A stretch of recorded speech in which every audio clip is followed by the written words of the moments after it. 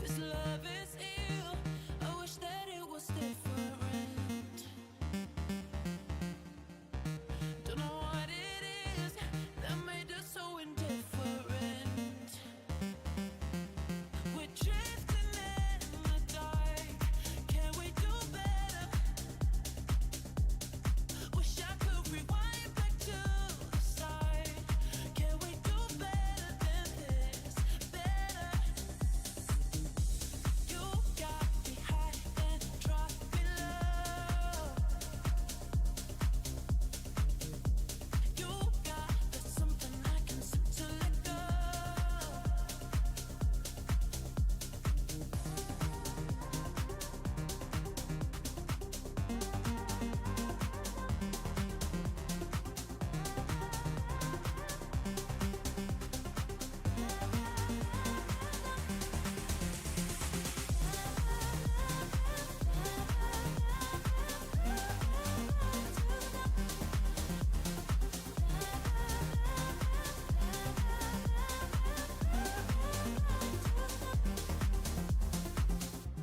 This love is ill. I wish that it was different. Don't know what it is that made us so indifferent. We're drifting in the dark. Can we do better? Wish I could rewind back to the start. Can we do better than this? Better. You got me high, then drop me low.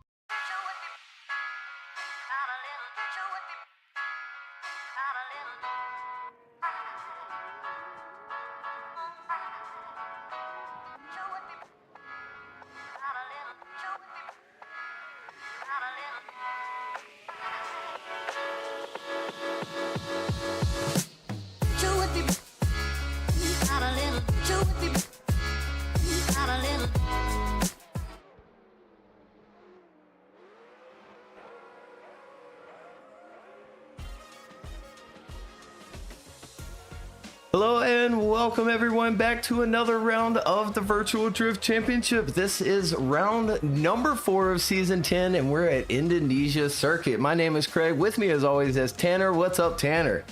What is happening, Craig? What is happening, stream? Oh man, I'm so excited for this track. This is so cool. I love this layout. Yeah, absolutely. A super fast layout. Big change up from the previous round at Castelletto. This track being created by Aaron Tucci. I hope I'm saying that correctly. Fictional track. This is not a real track, but my goodness, is it well put together. And just a great setup for a very fast flowing, super committed track today. Let's take a look at today's line map. Starting of the course down at the bottom left hand side of the screen there, and down the long run up, entering in around 80-90 mile an hour into a big decel zone. We want that lead to open up that pocket for the chase to dive on in there and then pick up that throttle and head on down to your first inside clip at clip 2. Now in between clip 1 and 2, we've got our first inside reference point that's really just kind of marking the edge of track. We don't want to see those lead drivers putting any of the front tires on the inside of any of the inside reference points that we have on the course today, and we've got 3 of them. So heading on back to the outside, out to clip number 3, we keep on going. We're hard on throttle. We transition back to the outside and use the rumble strip at 4. It's actually for maximum points today. Clip 4 and 5, judges are requiring those drivers to use those rumbles, and really all of them. Now at 5, there's a little green area on the backhand side, and anywhere you see these green areas, we don't want lead drivers using any of the green areas. They're super slick. We want them to stay off those, but use the rumbles at clip 4 and 5. 5 has your next decel zone. Now we're changing things up, and I think it describes these decel areas a little bit better. Instead of having off throttle zones for these yellow areas, we're calling the red ones major decel zones or decel areas, and the yellow ones minor, meaning that the majors are you're using foot brake, you're using hand brake, you're using the tools available to you, where the minor, not so much. We're kind of floating through there. It's a very minimal amount of decelerization, but we're not really on throttle and working through the course. But at the very end of the decel zone, we want those lead drivers to pick up that throttle and make a nice arc around clip number 6, your next inside clipping point, back out to the outside and flow through clip number 7, rather than getting out to the outside and having to drive the car off there to make that transition. Smooth flow through it, transition, and back to the outside for your massive wall run. Now it doesn't look so big here on the line map, but putting this thing together, Tanner, was almost the same size as turn 1 on Ruapuna for round number 2. So a little bit of showing how big this course actually is, even just looking here on the line map. Let's also take a look at our current top 32 standings before this round. Zach O'Sullivan up on top with 256 points, Alan Hines second with 210, and Tikon Pileski with a 204. So this is the halfway mark before we kick this round off, so it'll be interesting to see how the second half of the season will play out.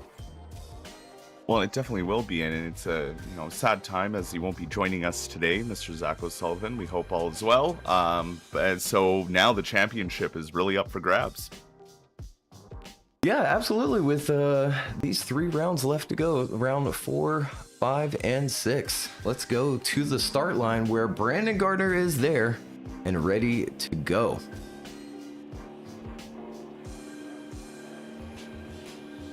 Wait on those lights from those judges.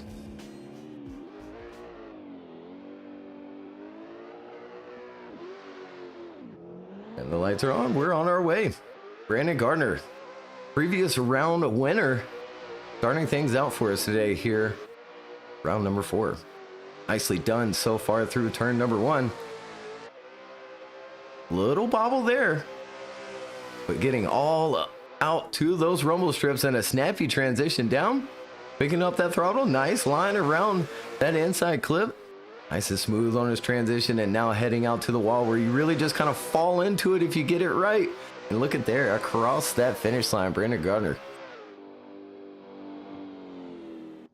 Brandon Gardner is starting things out and hoping to start things out strong, and he does the 92.7. And watching that run, he has a few things that he was actually cleaner in his practice runs, so he might be able to do a better run number 2 than that 92.7. So we have our second driver on the grid now, waiting in that start line. This is going to be Steven Charbot in the FD RX-7. Steven initiates in through outer zone 1, looking smooth so far. Tight to that inside clip all the way out to the next outer zone.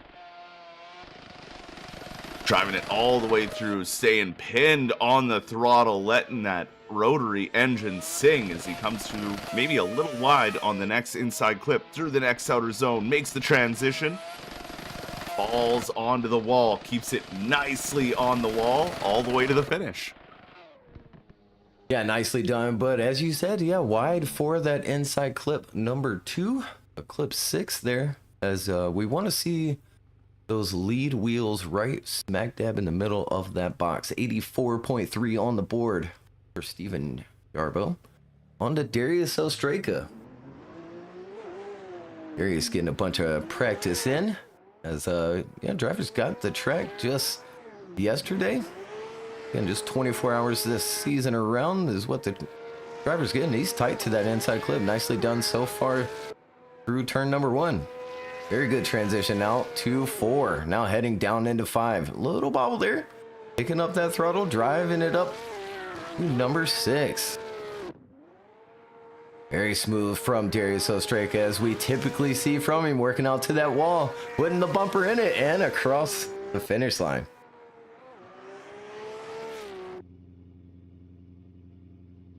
Waiting for some scores to come in for Darius Ostraka, and there they are, an 86 on the board for Darius Ostraka, as Masashi Yoshida sits at the line ready to go for qualifying. And I think that's what I like about this round. We've thrown a lot of technical tracks at them. Now it's about smoothness, commitment, and throttle, as Masashi spends it into outer zone 1, getting the angle, pulls out of it a little bit, but then finds his footing as he comes through the next outer zone, makes the transition smoothly down as he's keeping it pinned, throwing all that angle into that E36 wagon, putting it perfectly through that next inside clip. The next transition comes, keeps it on that reference point, falls onto the final wall. Could have been just a little bit deeper, but very clean run for Masashi Yoshida. Yeah, nicely done indeed. Super snappy initiation from him on run number 1. 90.2 on the board. On to Robert. Robert Kusinski at the line, ready to go. On the run up. Initiating in, nice and smooth. Picking up that throttle. Ooh, really tight to the reference point. He works his way around now. Little shimmy shake into 3. Now working all the way out there for 4, getting on that rumble strip. Very smooth on his transition down the hill, picking up that throttle, and very good on clip number 6. Very smooth transition once more. You got to be super smooth here to make it work. And there he goes across that finish line.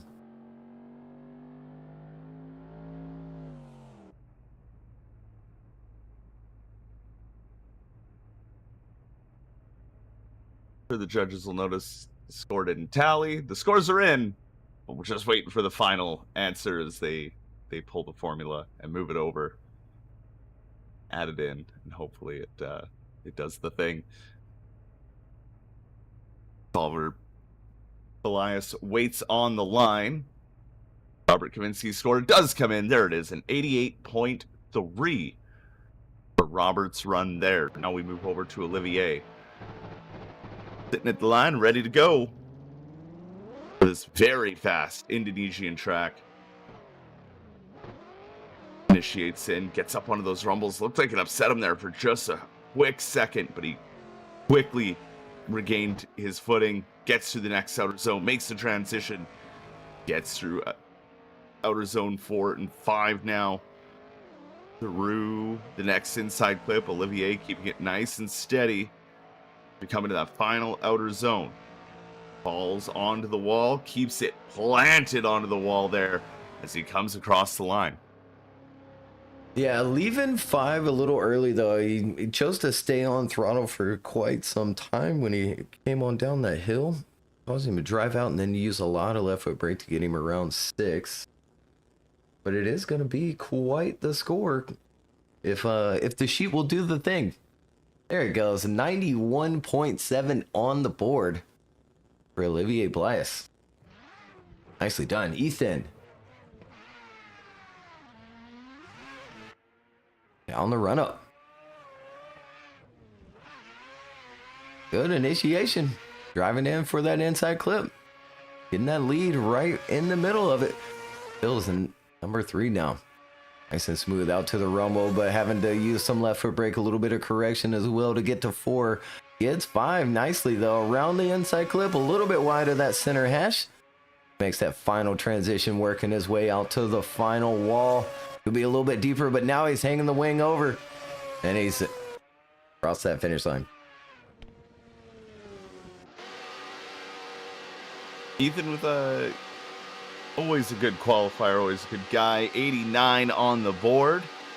As we come to our second to last driver here for Group 1, Austin Mitchell in the S14. Austin initiates in, gets back on throttle right when he's supposed to. Keeping it nice through the first outer zone, now into outer, or in the first inside clip, now into the second outer zone, makes the transition towards outer zone 3. And he's looking nice and smooth so far. Little correction there in the front wheels as he comes through the next inside clip. Down to the second to last outer zone, and now to put it on the wall. To get it there, hold it there, comes off it by the end, but still finishes out the run. Yeah, absolutely. And just letting that thing sing all the way through. All right, 85.3 on the board. On to Vitali, our last driver in group number 1 for their first runs. And they get 2 runs here in qualifying. Here's run number 1 for Vitali. Initiating in, nice and smooth, picking up that throttle, working his way around that inside reference point. And back to the outside for clip number 3. Making his transition, working out 2-4, using that rumble as the judges want for 5 as well. Nice and smooth down to the inside clip. Through 7, now out to 8. Final wall ride. And he is dialed in here across the finish line. Vitaly Asaf. Well, Vitali, with that heater of a run, jumps to our number 1 spot, 96.7 on the board as we go back up to the top. Brandon Gardner, last round's winner. And well, maybe this round's top qualifier. He held the spot there for 10 drivers, but now we're back around to see if he can maybe get up there. A few mistakes on his last run. He leaves the line and initiates in, gets back on throttle quickly after initiation. Gets that inside clip, heads out to outer zone 2, fills it nicely. Transitioning down the hill, no bobble this time through it. Sorry, down the hill, through the track. Makes the next transition into outer zone 4. He's looking clean. Brandon Gardner trying to get that top spot back. Makes that final transition onto the wall ride. Keeps it planted onto the wall. Will it be enough? I don't know. It was solid run. But yeah, falling short of his 92.7, 92.5 for run number 2. A good tiebreaker if he needs it later on. Here's Steven Jarbo for run number 2.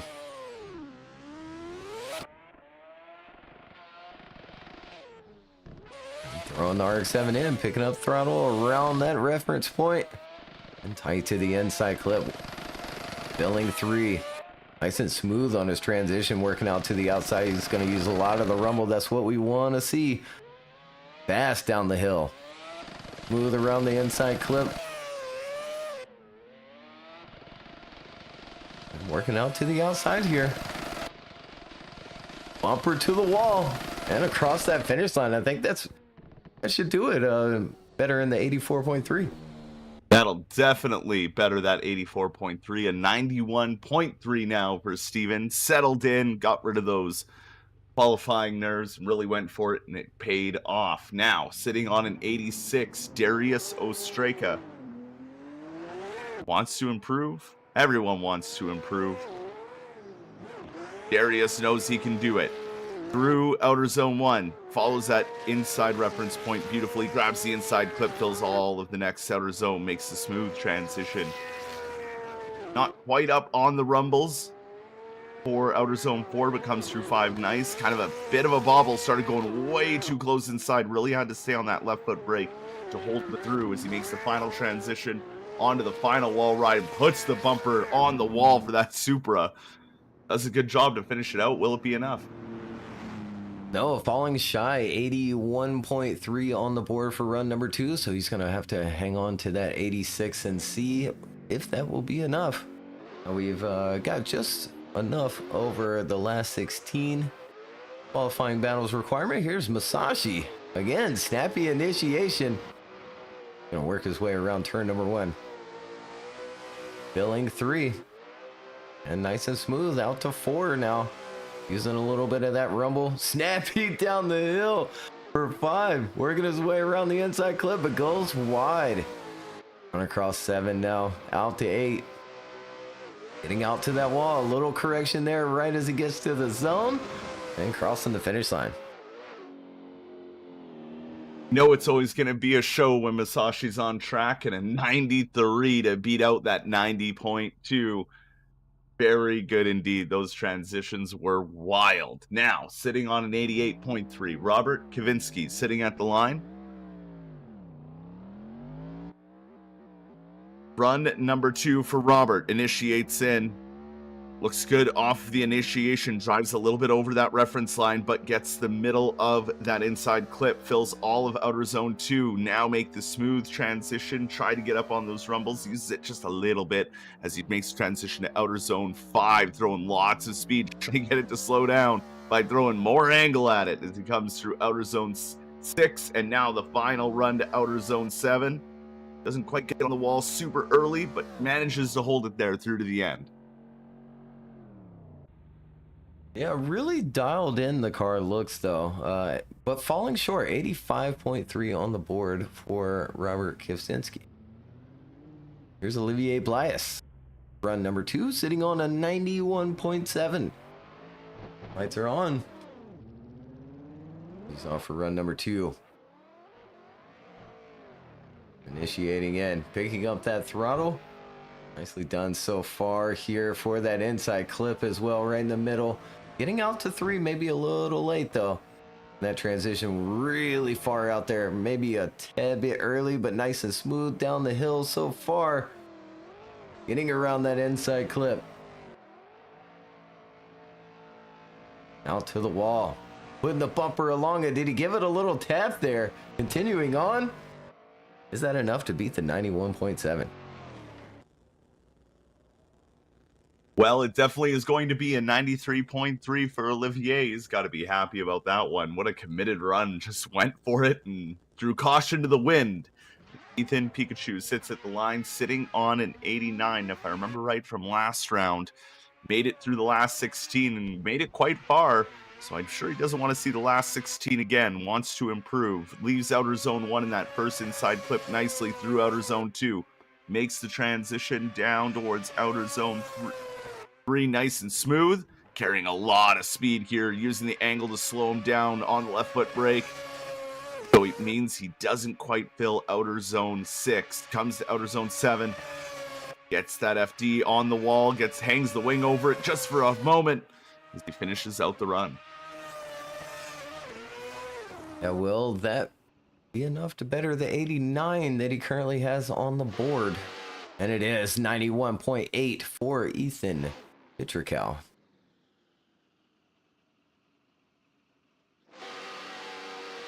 There's Austin Mitchell. He Gonna lay into it this run as well. Sitting on the 85.3. Using a lot of left foot brake to stay around that reference point. Getting the inside clip, filling 3. Now heading out to 4.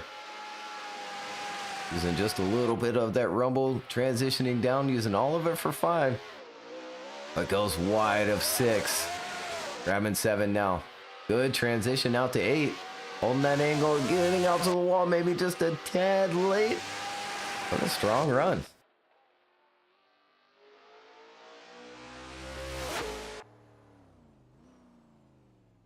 Well, an improvement indeed over that 85.3, 90.7 now on the board for Austin Mitchell. So now over to our current number 1 qualifier, 96.7 on his first run. Can Vitaly Azeyev improve on run number 2? Initiates in, looks great off the initiation, quickly back on throttle as he comes through that inside clip. Nailed it on the inside clip, nailing the next outer zone. Smooth transition, perfectly up onto the rumbles. Vitaly looking good out there, staying committed, and he's looking happy doing it. Makes the final transition, heads towards the wall, gets that bumper on the wall, and holds it there the whole way around. Vitaly Azeyev. Yeah, trying to hold on to that number 1 position. Currently sitting on that 96.7. He falls short with a 94.5, but another strong run indeed. So that's going to do it for group number 1. Vitaly sits on top. Olivier Blias with a 93.3 and Masashi Yoshida with a 93 also on the board. Brandon Gardner starting things off with his 92.7 after winning round number 3. So we're going to load in group number 2 and send them on their way here in just a few moments.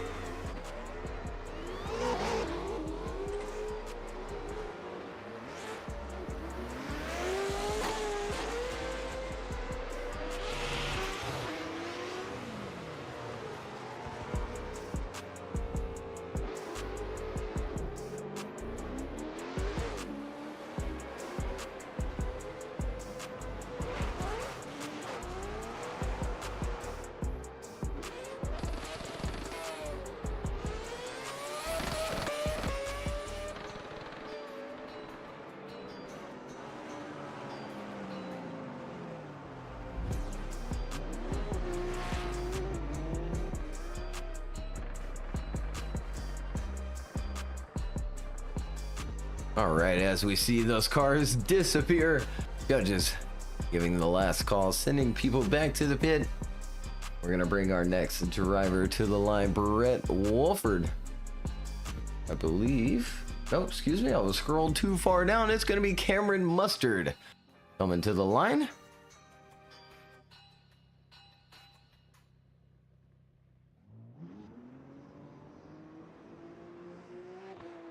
And the lights are on. Cameron's on his way for run number 1 here. Group number 2 initiating in. Just getting around that inside reference point. Working out to the outside for flip number 3. Transitioning across. Heading out to 4 now. Using that rumble strip down to 5. Nice and smooth from Cameron, driving that car to the inside clip. Clip 6, filling 7 as well. Strong run so far here from Cameron Mustard, working out to the final wall ride across the finish line. Wow. Yeah, Cameron Mustard really committing to that wall run. I think that was the closest we've seen of the drivers today. Only getting an 89.7, but that's still a strong score for the first run of qualifying. Now, the first RTR Team Heinze driver at the line, Nico Stelea. Lights go on, he leaves for run number 1, initiates in, looks good off the initiation, quickly back on throttle. Through that inside reference, or through that inside clip, grabbing the middle of it, grabbing the next outer zone as well, filling it nicely, makes the transition down towards the next outer zone, uses all of the rumble strips and a snappy transition, throws all the angle at it, and it works out well for him. Maybe could have been a little deeper into that second to last outer zone, but I mean, not by much, as he stuffs it in the wall. Right as I said that might have been the closest, that was the closest. Nico on a tear.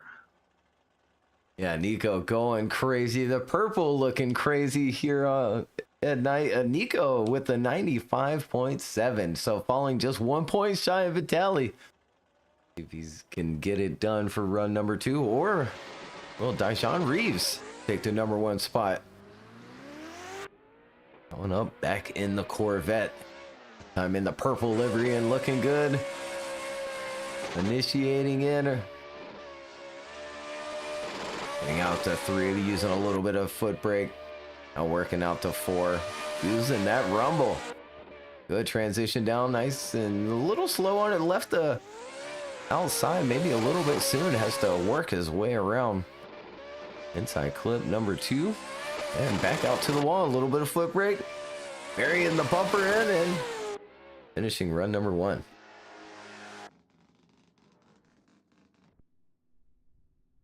Dijon ending up with an 83.3 for run number 1. He's going to have to clean some things up for run number 2.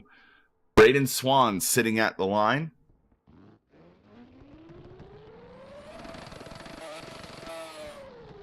The lights go on for Braden Swan's run of qualifying. Initiates in. Back on throttle, looking good through that first outer zone and the first reference in the first inside clip. Now through the next outer zone, filled it nicely. Up onto the rumbles for outer zone 4, now through 5. Throwing lots of angle at it, trying to get that 370Z. Let's go down just a little bit to make sure he can make the second and last outer zone. Now goes for the wall ride, keeps it right on the yellow line. Grabs a little bit of rumble on the exit, looking good. And nicely done from Braden Swan, and a 92.3 on the board. That'll put him in 6th position here in group number 2. Victor Lacheris now at the line, ready to go. And maybe he can't see the line, but now he's gone. And initiating in. Filling zone number 1, getting around that inside reference point. And we don't want to see any of those inside wheels on the inside of those markers. There's another one heading out to 4. Using that rumble down into 5. A slow rotation and working his way around that inside clip. Nicely done. Final transition, super smooth on these transitions from Victor Lacheris, and across that finish line. Nicely done.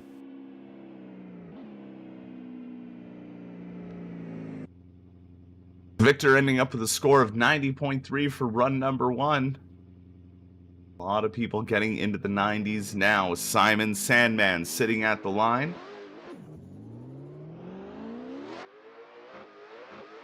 Ready to go for his first run of qualifying. Initiates in. Huge angle off the initiation, keeping it inside of that reference point and grabbing that inside clip.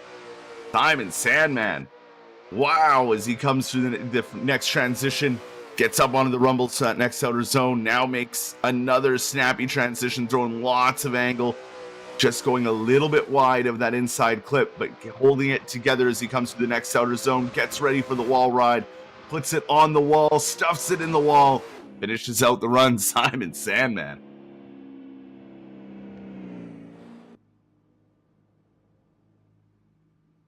Getting after it, scores entered, and an 87 on the board for Simon Salmon. Here's Liam Akihiko. They're on. And initiating in. Nice line across that reference point and down to the inside clip number 1. Out to 3. The dab of the foot brake there. Small, tiny little correction on 4. Nice and smooth down into 5, though. Picking up that throttle around that inside clip. Putting that lead wheel right in the middle. Working his way out to the wall now. He has to make a correction there. A little bit wide on that transition. Maybe waiting a little bit too long. There he goes across that finish line. We'll wait on the score.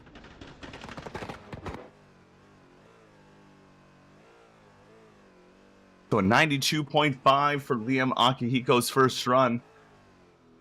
And not a bad score indeed for a first run. Now we move over to Augusto Ferreira. Augusto gets the green light to go, or the blue light in this case, initiates in. Looks good off the initiation, quickly back on throttle. Makes his way through that inside clip, now towards outer zone 2, fills it nicely. Makes the transition smoothly, up onto the rumbles for outer zone 4, now into 5. Little hesitation coming through 5. And way really far inside of the inside clip, filling outer zone 6 though. Now to drive it towards the final outer zone. Outer zone 7 hangs the bumper into the wall, the wing over the wall. Augusto committed to that last outer zone. And an 87.2 on the board for Augusto. On to William Holloway. At the line ready to go. Lights are on. And he creeps through the start gate. Initiating in, filling outside zone number 1, working his way to that first inside clip and back out to the outside for 3. The transition. Nice and smooth out to 4. Could use some more angle though. Down to 5. Around that inside clip. Having that next outside zone as well. A little bit snappy there. And giving the wall a little tap. Across that finish line. William Holloway, nicely done for run number 1.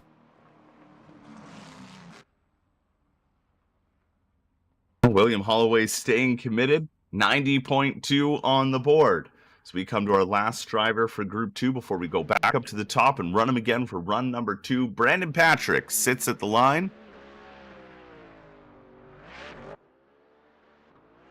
Brandon Patrick heads down the long run up, initiates in, looks great off of the initiation. Oh, very close to that reference line, but makes it through the inside clip in outer zone 2 nicely. Makes a smooth transition towards the next outer zone 4, now into outer zone 5. Really throwing the angle on and getting it perfectly through that inside clip, now through the next outer zone. Transitions one last time in the final outer zone. Brandon Patrick looking clean out there. Yeah, Brandon looking dialed in. 93 on the board for Brandon Patrick. I'll put him in 4th. Back around to Cameron Mustard for run number 2, sitting on the 89.7 and through the chicane. On throttle, initiating in. Picking up that throttle and really tight to that inside reference point, getting around that inside clip and filling 3. Heading out to 4 now. Way out there using that rumble strip. Nicely done on his transition, very smooth. Could maybe be a little bit snappier on it, but a good line down the hill. Heading out to the wall now. Getting his bumper right along that wall. And crossing that finish line, trying to better the 89.7. Wanting to improve on that 89.7. Will it be enough? It's not. An 88.3 for the second run of Cameron Mustard. He will stick with that 89.7. Now at the line, sitting on a 95.7, looking to challenge our number 1 driver, Vitalia Zayev, who has a 96.7. This man here, Nico Stalea, initiating in. Looking great through outer zone 1, round that reference point into inside clip 1, now to outer zone 2.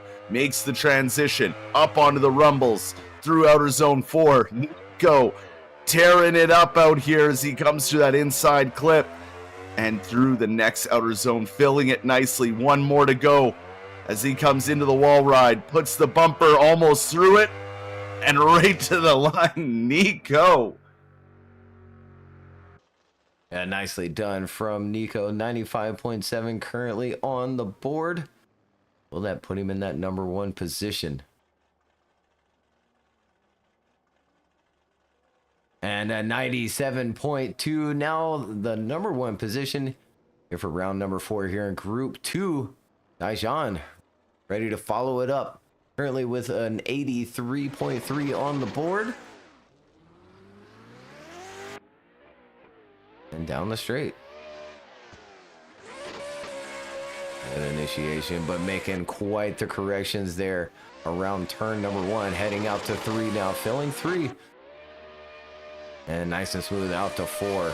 Getting out to that rumble strip. Getting onto the rumble strip for 5 as well. Picking up that throttle, tiny little bobble, but gets the inside clip perfectly. Heading out to the final wall right here with 8. And across that finish line. Nicely done. Yeah, Daejeon wanting to improve that 83.3. I think that run will do it. And it does, an 89.8 for Daejeon, so gets him higher up there in the points. Braden Swan sits at the line, 92.3, second run of qualifying. Will Braden improve? Will he get a nice tiebreaker score? We wait for the judges to turn on the lights. There they go. Braden's off to initiate in through outer zone 1. Like a little correction there as he came around to that first inside clip, but now gets through outer zone 2, makes the transition down towards outer zone 3. Looking good so far, but goes too wide for that second inside clip. Fills the next outer zone though and comes into the wall ride. Braden Swan keeps it mostly on that yellow line. Will it be enough to improve that 92 though? Yeah, I think it's gonna be close here. Currently in 8th position.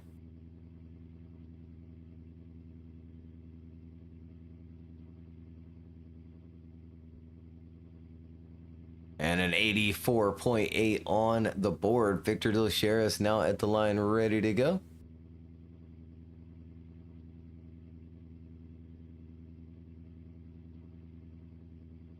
Waiting on driver to reconnect. We don't want them reconnecting in the middle of Victor's run. It can cause little server spikes there. Victor's off.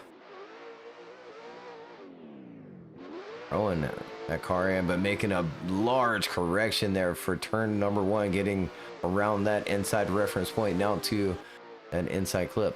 Now out to 4. Nice and smooth across it and down the hill. Filling 5. Nice and smooth up to 6 again.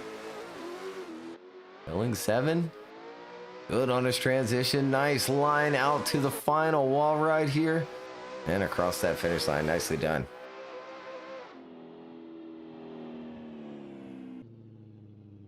Sadly coming short from his 90.3, ending out qualifying with an 84.3 for his second run.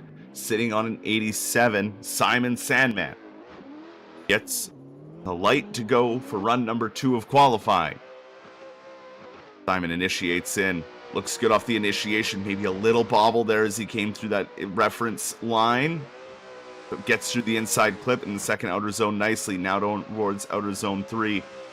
Gets up on those rumbles. Holds it nicely. Nice transition to outer zone 4. But a bobble there as he tries to hold that angle into that inside clip. It fills all of outer zone 5 nicely. Now into outer zone 6.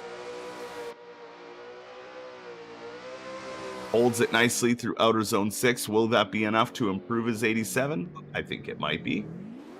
Yeah, just barely. 87.3 on the board for run number 2. Liam Akihiko ready to go for his run number 2. Really sitting on the 92.5. Any better here? Great initiation and line down to the inside clip and out to clip number 3. Smooth out to 4, using all of that rumble as well. Down the hill. Good transition, leaving the outside maybe a little bit soon. Has to use some left foot brake to get around 6. Out to 7, using some more foot brake. In 7, now out to 8. To the wall. Hanging the wing over. And crossing the finish line. Maybe even bumped the wall there as I noticed just a quick little correction right at the end. But a 91.7, not quite that 92.5, but a good tiebreaker score. Augusto Ferreira, 87.2 for run number 1. See what he can throw down for run number 2. Initiates in, looks good off the initiation. Through that inside clip, little far inside, but gets it all the way out there for outer zone 2. Driving through outer zone 3 now, making the transition into outer zone 4, slowly adding that angle in as he came into that next inside clip. Doesn't fill all of the second to last outer zone, but commits to the wall run and finishes out strong. Yeah, good run from Augusto. Is it enough to better the 87.2? Just barely 87.5 on the board for run number 2. Here's William Holloway.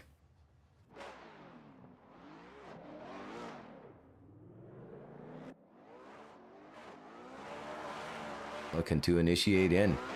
Filling outside number 1. Working his way down to the inside clip and out to 3. Continuing on. All the way out there for 4. Good transition down the hill for 5 as well. Driving around that inside clip, he does end up a little wide. Grabbing 7. Very smooth on his transition out to the wall. Pouring on the angle out there. Using a lot of left foot brake though to hold him out there and across that finish line, but burying the bumper. Very committed into the wall run for William Holloway. Ends up with a 91.3, beating that 90.2 he was sitting on. So the commitment was worth it. To our last driver now of Group 2, sitting on a 93, Brandon Patrick. He's going to close things out here for group number 2. Initiates in, quickly back on throttle, drives over that reference point though, but gets the middle line for that inside clip. Makes it through the next outside zone nicely. Gets up onto the rumbles for outer zone 3, now into 4. Quickly to angle, holding it through. Beautifully done through that inside clip. Filling all of the second to last outer zone. One last transition, one last wall ride. Stays committed and lots of angle through this whole run. Yeah, fantastic job from Brandon Patrick. That's going to move him up the leaderboard. 95.2 on the board for Brandon Patrick. So that's going to be it for 2 groups of qualifying.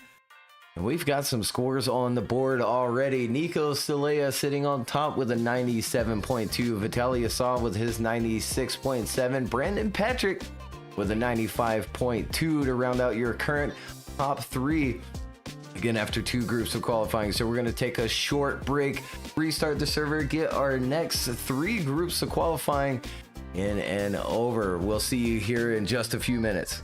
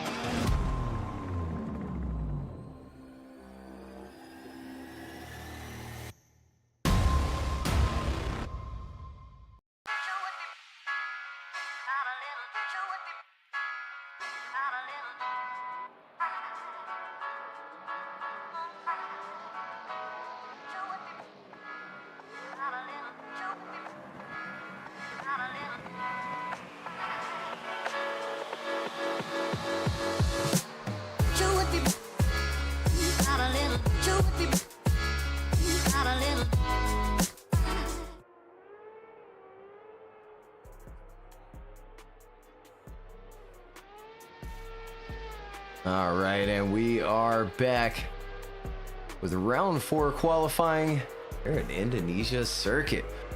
A wonderfully crafted fictional track, giving us a fantastic layout here so far.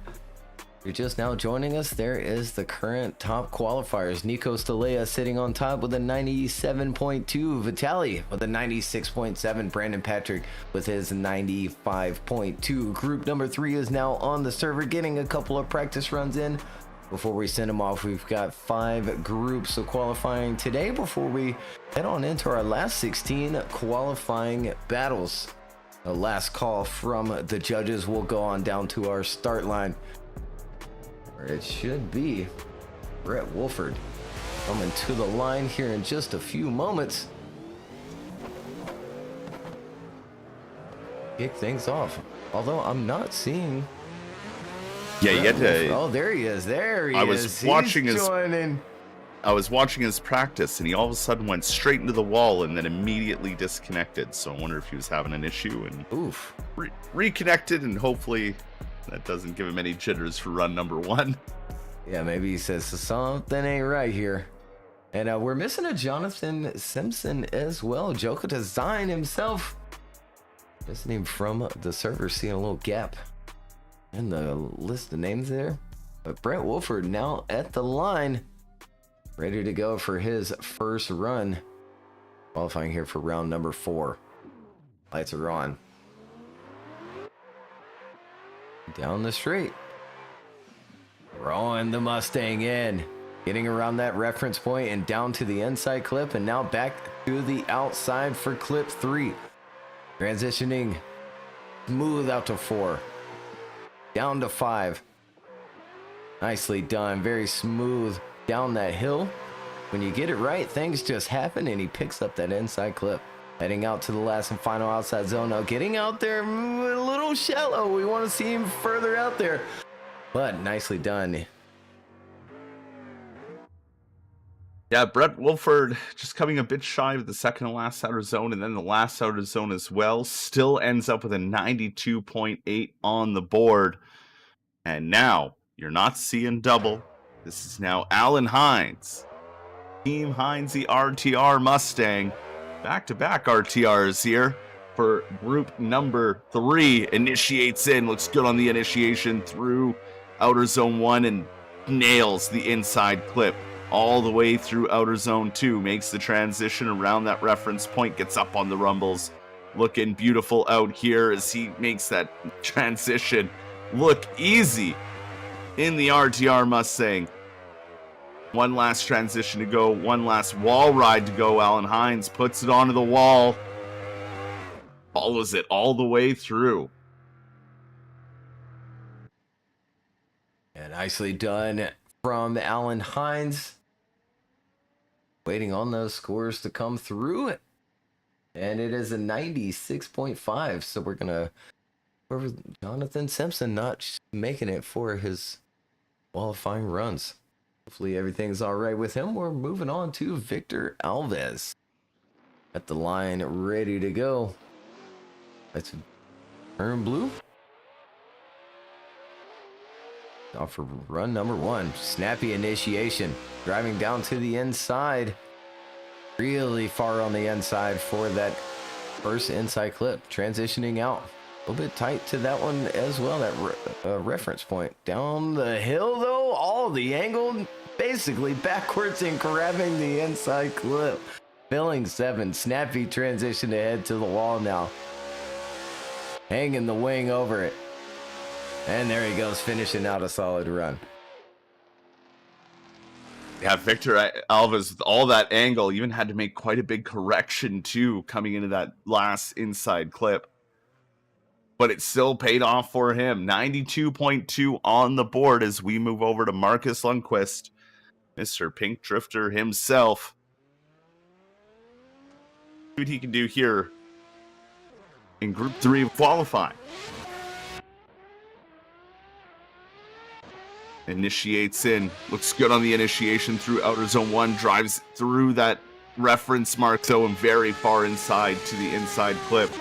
Makes up for it on the next outer zone, but a bobble through as he comes to the next outer zone, now to the outer zone 4, still inside of those inside clips. So Marcus trying to get it dialed in here, better now as he comes into the wall run.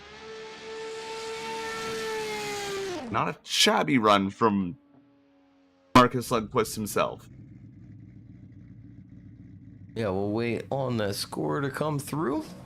And a 79.7 on the board for Marcus. Up next, Alex Rogachev. Lights are on, ready to go. In his M2 and initiating it, filling outside zone number 1. Getting around that reference point and down to that first inside clip, putting his lead tire right in the middle. On his way back out to the outside now for 4. Smooth transition down the hill, choosing to stay on throttle. It's going to put him on the inside and then back out to the outside there, having to use that left foot brake.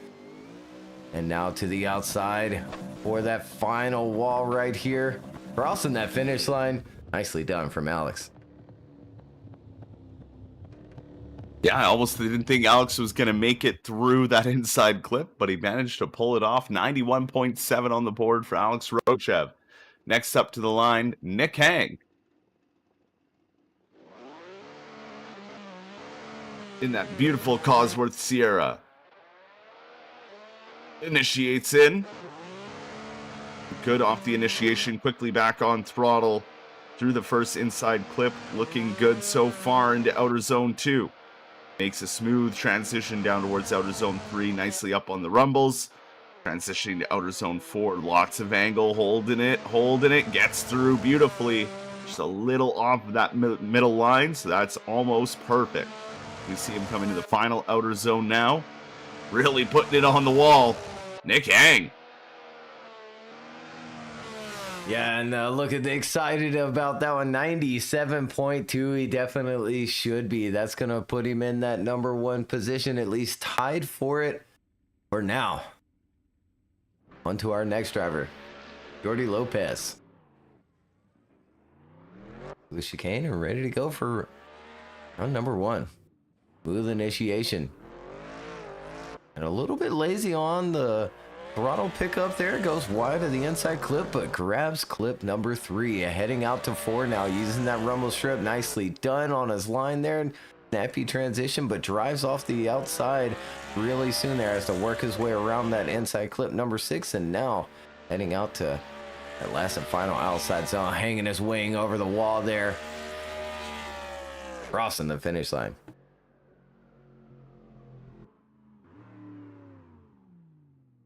So a 90.7 on the board for Jordi Jojo Lopez. As now we move to Martinez Ostreka.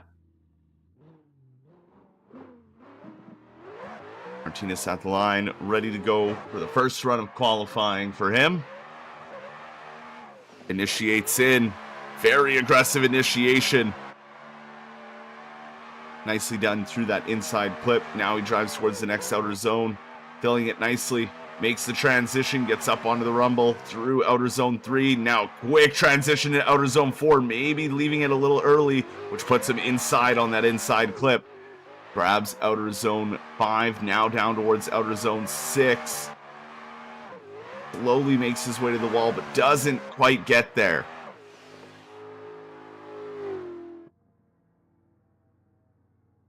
Yeah, kind of risking it all there. And run number 1, 87.8 on the board. Maxime Tinguy, ready to go. Run number 1. Turning back in the E36. Good initiation, filling outside zone number 1. Driving down to that inside clip. Puts the wheel right in the middle. And filling 3. Out to 4 now.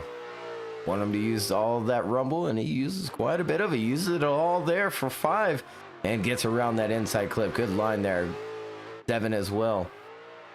Good transition out, nice and smooth, but making a little bit of a correction right before he gets there, but burying the bumper in the wall.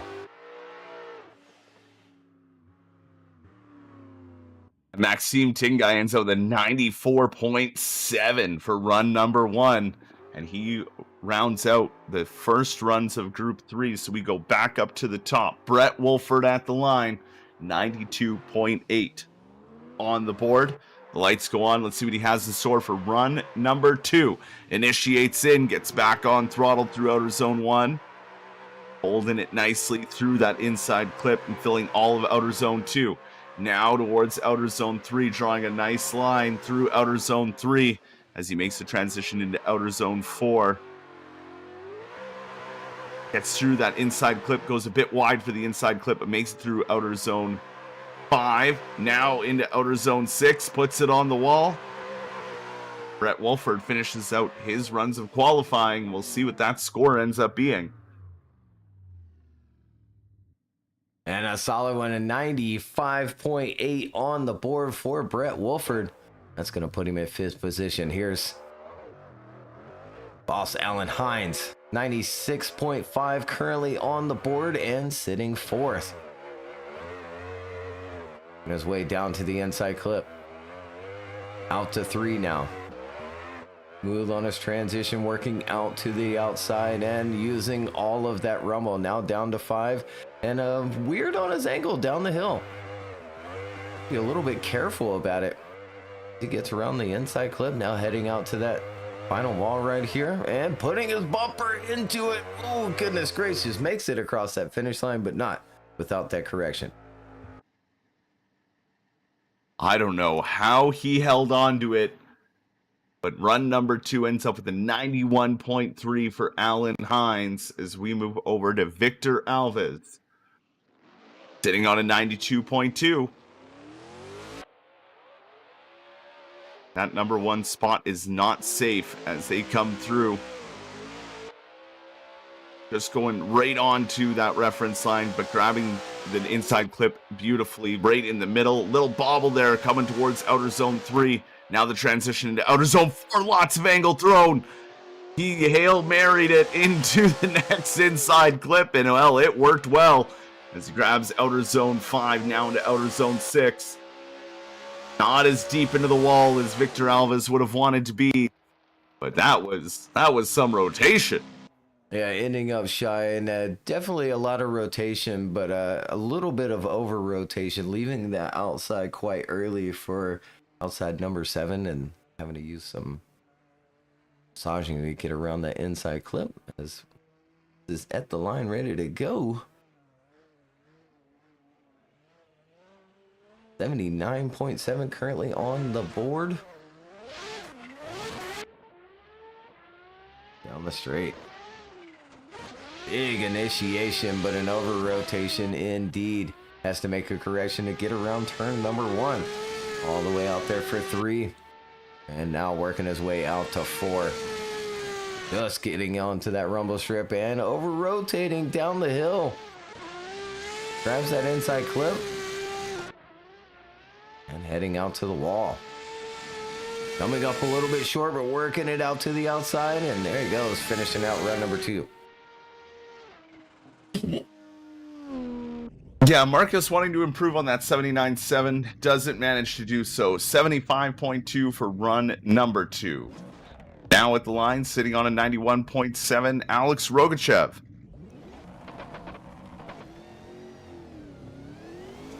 Alex had a pretty decent first run. Let's see how he maybe improves here in run number 2. Fires it through the first outer zone. Nicely done to that reference point. Beautifully done through the inside clip. All the way through outer zone 2. Now down towards outer zone 3. Not quite using that rumble strip, but uses it on outer zone 4. Goes too far inside for the inside clip, but grabs outer zone 5. One last transition, one last wall ride. Puts it onto the wall. Keeps it there. Alex Rogachev finishes out run number 2.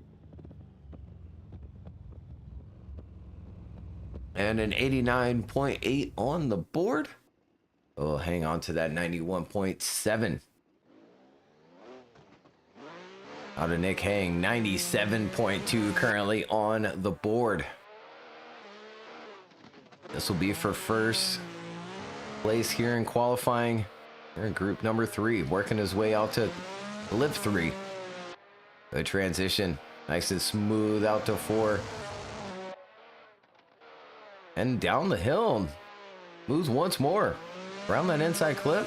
Grabbing 7. Maybe out there a little bit late. And bumper along that wall for the final turn. And across that finish line. I don't know if that's enough to better than 97.2. He has to beat a 95.7 to go into first place. 2 scores are in. Waiting on one more score from the judges.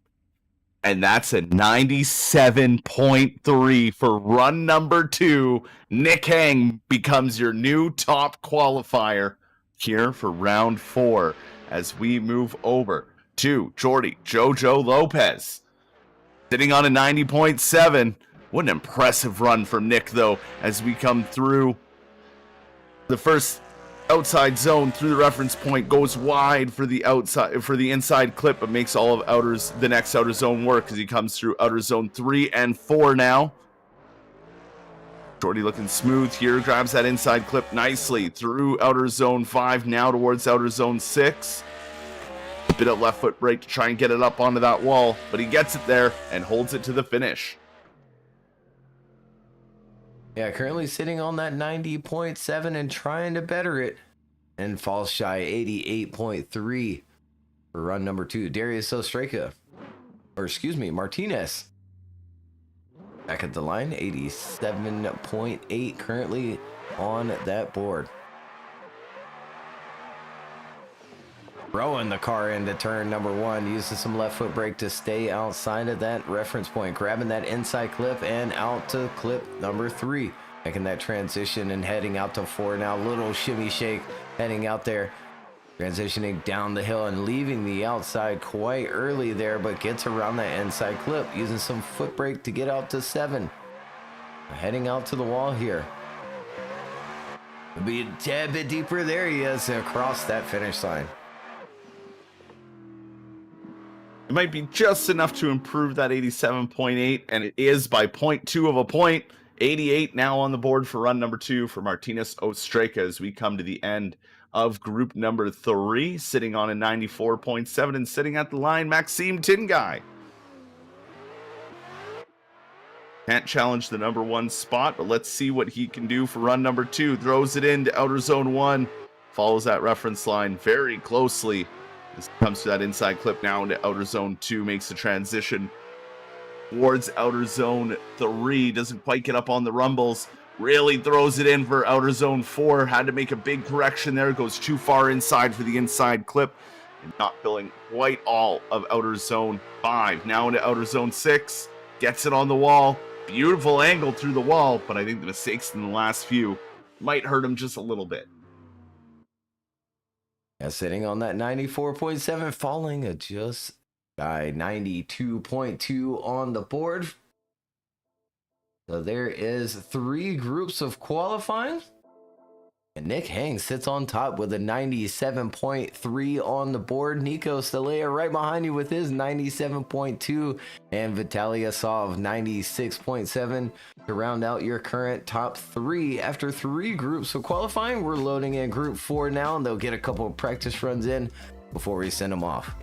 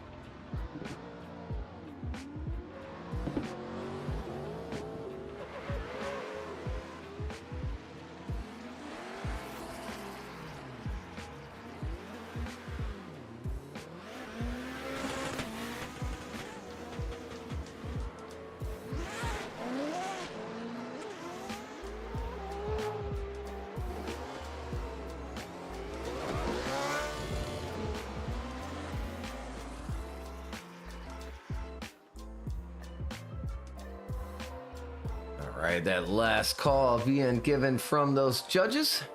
Group 4 should be ready to go. Yukon Pileski to start us out for group number 4 as well. Then just one more group.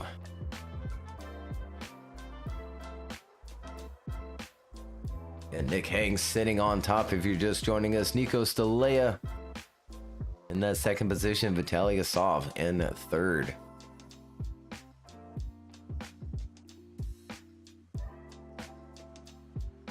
We wait on Tikhon Pileski to come to the line.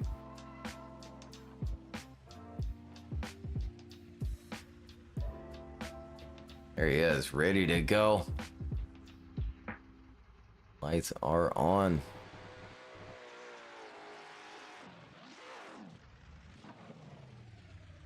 I'm not sure what that was about there from Tikhon. Almost looked like maybe he lagged. I don't know. He's just making sure that our cones are still solid. I guess.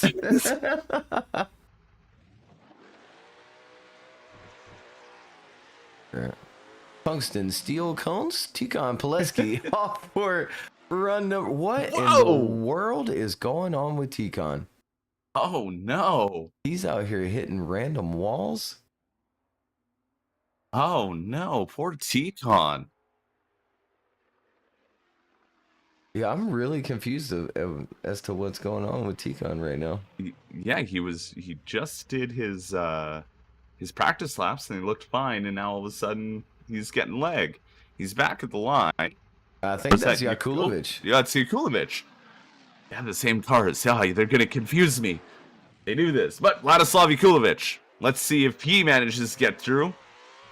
And well, he does to start things out, I guess, officially for group number 4. Looking good so far through turn number 1. Now the transition down towards outer zone 3. Nice job through outer zone 3. Now into outer zone 4. Through that inside clip. Vladislav keeping on throttle. Could have filled outer zone 5 just a little bit more as he makes that final transition into the final wall ride. There we go. Vladislav Yakulovich putting down a good run. Yeah, nicely done. And a 91.8 on the board as well.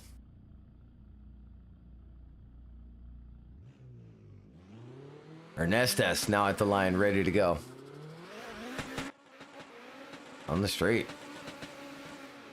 And snappy initiation. We saw Ernestes super snappy at Castelletto. He's starting things off the same way for run number 1, working his way out to the outside for 4. Just barely getting onto the rumble and snapping down the hill, grabbing that throttle and working his way around that inside clip, but has to make a little bit of a correction there to grab 7, and now heading out to 8. All the way out there to the wall, hanging the wing over the wall and across that finish line. Nicely done from Ernestes. Ernestes with, I think, the snappiest transition of the day there. 94 on the board. Wow, what a good first run. Mustafa Amine sits at the line, ready to go for run number 1 of qualifying.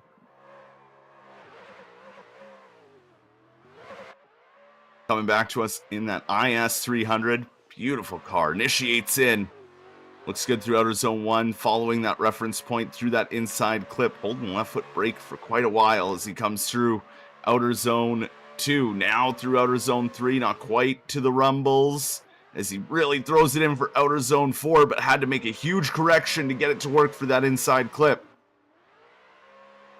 Now down towards the final outer zone. He's settled now. Planted on the throttle, bumper along the wall. Mustafa Amine finishes out his first run of qualifying. And nicely done from Mustafa. He seems happy with it as well. He should be 95.2 on the board. Strong score. Here's Steven Hatcher ready to go at the line for run number 1. Through that chicane. And starting out aggressive. Typical Steven fashion, but he makes a big correction there. Lining off, heading out to outside number 2. Now 4. And a good transition down the hill. Nice and snappy. Tons of speed. Working his way around that inside clip. Grabbing that next outside zone. Now heading out to the wall. Final zone, coming up a little bit short of it. Working his way back out to the outside and crossing the finish line. Yeah, still a great first run there from Steven Hatcher. 89.2 on the board with just a couple little mistakes. Nothing crazy that he can't clean up for run number 2 is Alexander Jaeger. Sitting at the line and ready to go. Down the straight, initiating in through outer zone 1, quickly back on throttle. Good angle through outer zone 1 into that first inside clip. Now through outer zone 2, makes the transition nice and smooth for outer zone 3. One transition again through outer zone 4. To that inside clip, nicely done. Little wide though, drops the tire outside of the outer zone 5. Gets up onto the wall for outer zone 6 and finishes out the run. Yeah, solid run from Alexander Jaeger. Switching back to the S13, 91.3 on the board for run number 1. Here's Oliver Eppinger returning back in the Supra through the chicane.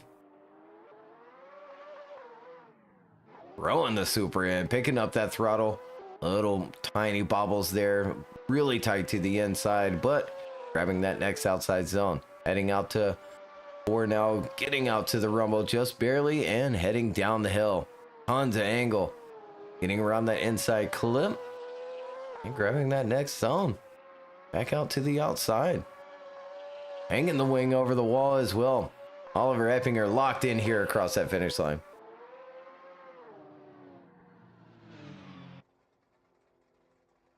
Oliver Eppinger ending up with a 92.5 for run number 2. We move over to Kevin Stump.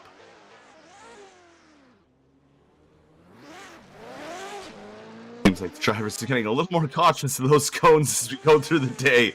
Initiating in for Kevin Stump. Looking good through outer zone 1 and through that first inside clip. Now through outer zone 2. Makes the transition nice and smooth down towards outer zone 3.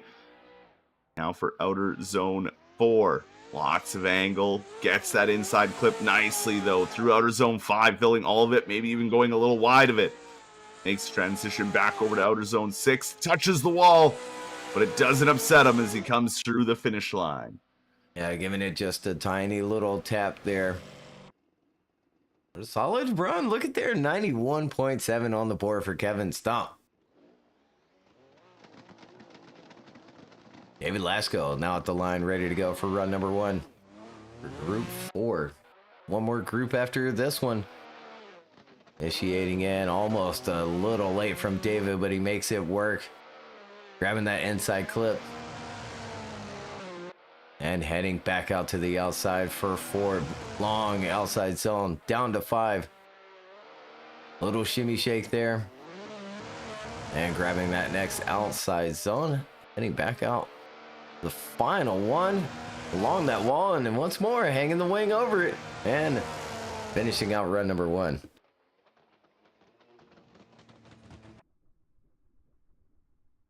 David Lasco's score comes in a 94 on the board for run number 1. So that's a great way to start out qualifying as we move to our last driver here of group 4 before going back up to the top and doing it all again. Abdulrahman Al-Shetwi initiates in. Looks good through outer zone 1. Just goes a little bit over that reference line, which is going to put him inside for that inside clip to where we want to see him, right in the middle. Fills all of outer zone 2, now through 3. Makes the transition into outer zone 4, holding it together. Draws a nice arc through that inside clip as he makes it through outer zone 5. And now one more outer zone to go. One more wall ride. Touches the wall just a little bit, but it doesn't upset him, and he finishes up the run. Yeah, just a little bit wide of that second inside clip, but down the hill, and the moment he leaves the outside is kind of where we want to see.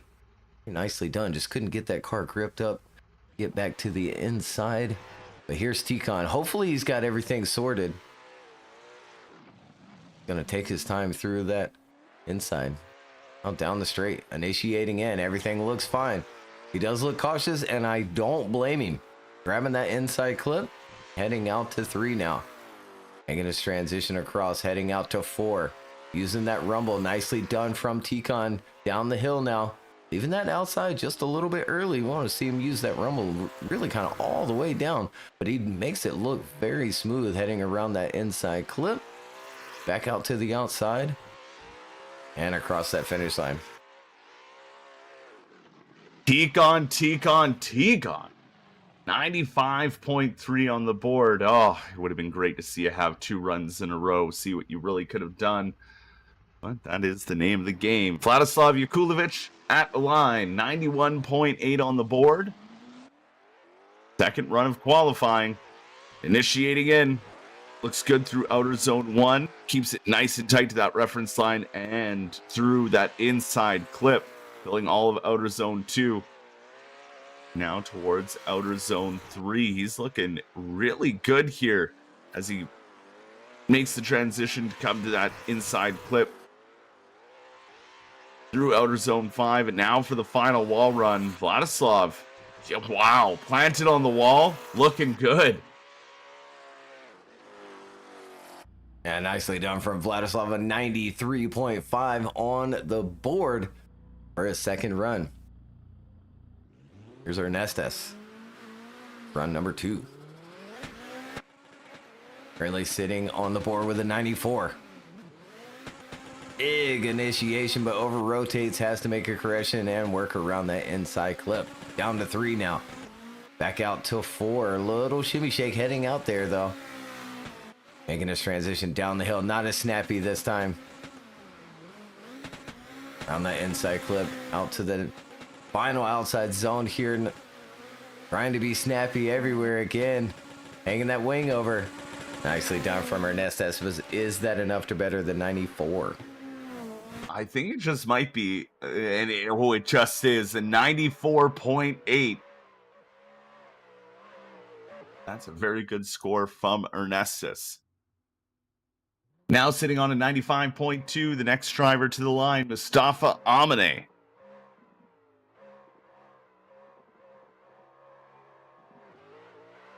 Lights go on and Mustafa can start run number 2. Initiates in. Looks good off the initiation through outer zone 1 towards that inside clip. He's just going a bit wide of it, but holds it together through outer zone 2. Now towards outer zone 3, getting up on the rumbles. Making the transition, snappy transition towards that inside clip, but nails it as he comes through the second to last outer zone. One last transition, one last wall ride, gets it on there. Mustafa Amine looking clean in run number 2. Yeah, and that's what we want to see in outside zone number 5. And look at that, 96 on the board. That'll put him in 5th position. Steven Hatcher back at the line, ready to go. Currently sitting on an 89.2. On the run up. Initiating in, filling 1, grabbing that throttle, but has to use a ton of left foot brake again to try and stay off that inside reference point. Heading out to 3 now. Now 4. Good line, but not using any of that rumble whatsoever. Now heading down the hill, grabbing that throttle and working around that inside clip, putting that lead right in the middle. Transitioning back out. Pouring on some angle now from Steven, but has to use some left foot brake to get it back out to the outside and across that finish line.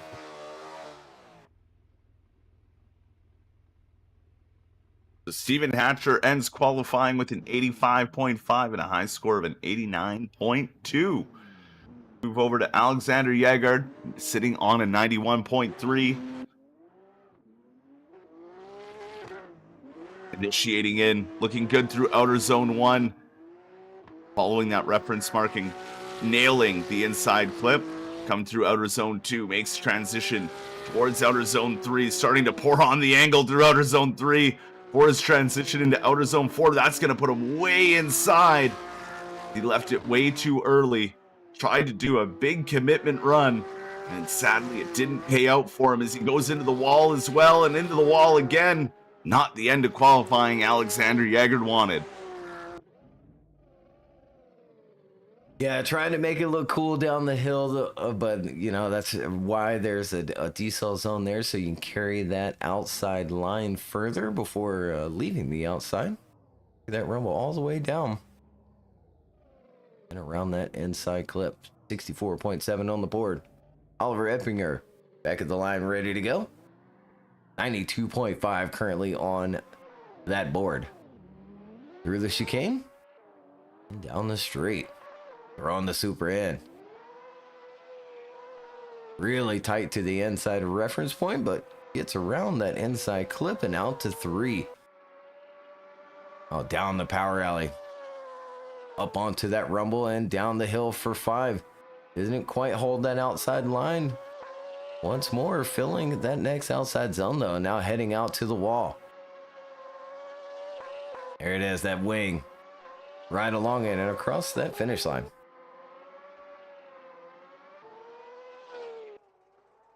Oliver trying to improve on the 92. Comes shy with an 89.5 to finish out his runs of qualifying. Next up, Kevin Stump sitting on a 91.7.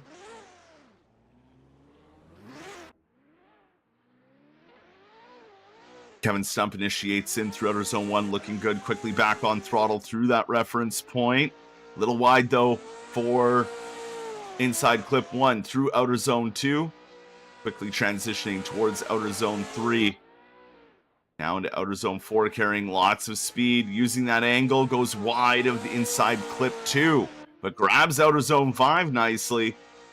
And he make up for it in outer zone 6 as well. No, goes into the wall. Holds it together.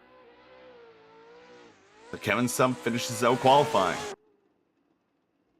Yeah, quite the hit on the wall there, and the score is going to reflect 86.3 on the board. David Latsko back at the line, ready to go for run number 2.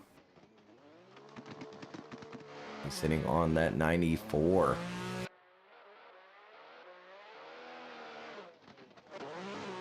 Good initiation around that reference point as well. Grabbing that inside clip and heading out to clip number 3. Nice and smooth out to 4. All the way out there for the rumble. And transitioning down the hill. Little shake. Little bobble, but gets it around that inside clip. Grabs that next outside zone as well. Now heading out to the wall. Final outside zone. Hanging the wing over it. Nicely done from David. David really committed on that run. Really just said, let's see what happens. Wanting to beat the 94. And just beats the 94. 94.2 for David Latsko's second run. Now to the last driver of Group 4. One more group of qualifying left to go before we end up in our last 16 battles, so don't go anywhere. Qualifying's going quickly. Abdulrahman Al-Shetwi, sitting on an 89, initiates in. Looks good through outer zone 1, through that reference point, nailing the inside clip.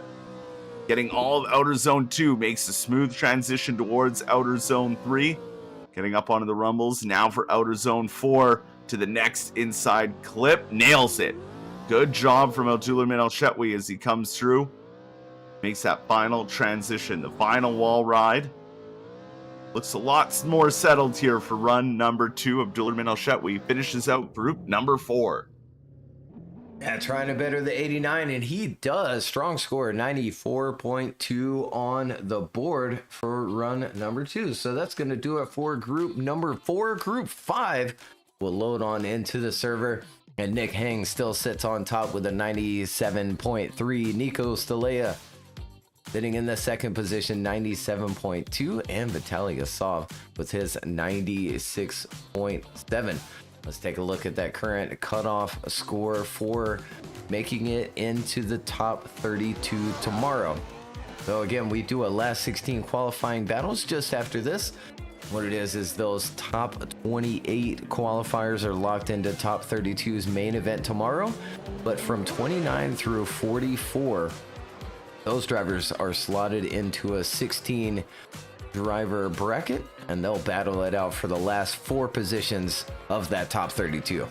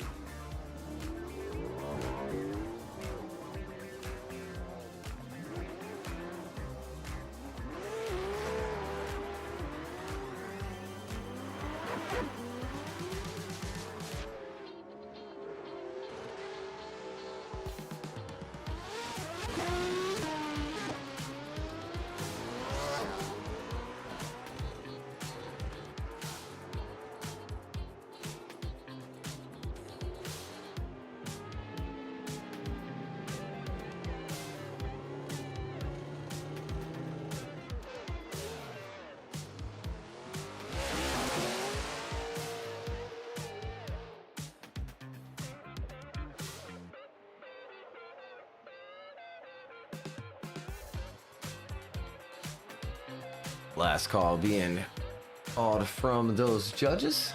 Daniel Mora is at the line, ready to go for his first run. Last group of qualifying here for round number 4 at Indonesia circuit. Daniel Mora is going to start us off.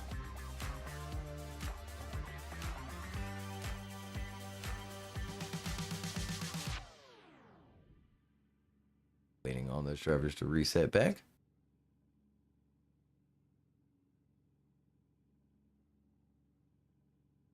And there we go. Lights are on. Daniel Mora's off. Group number 5. Round number 4. Initiating in. A little bit lacking on the angle, but he's going to make it work around that inside clip. Now pouring it on. Filling 3. And now heading out to 4. Getting around that reference point. Filling outside zone number 4 and down the hill. Staying on throttle. And making it weird around inside clip number 2. Heading out to the outside. Out to that wall. And putting his bumper along it, but big angle correction there before crossing the finish line. Yeah, Daniel Mora ending up with a 82.7. Gonna want to probably improve that for run number 2 as we move over to Daniel Andreev.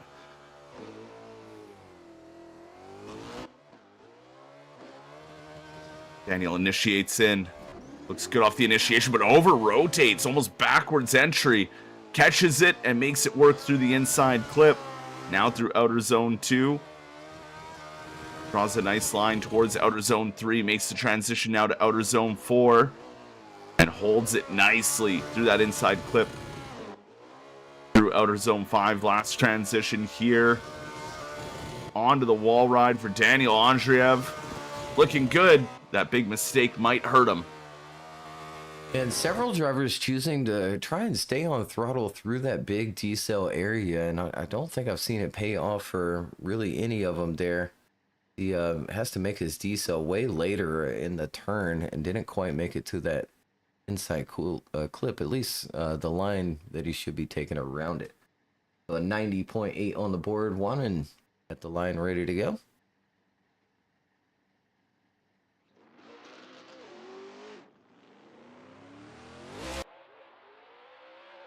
On the straight in.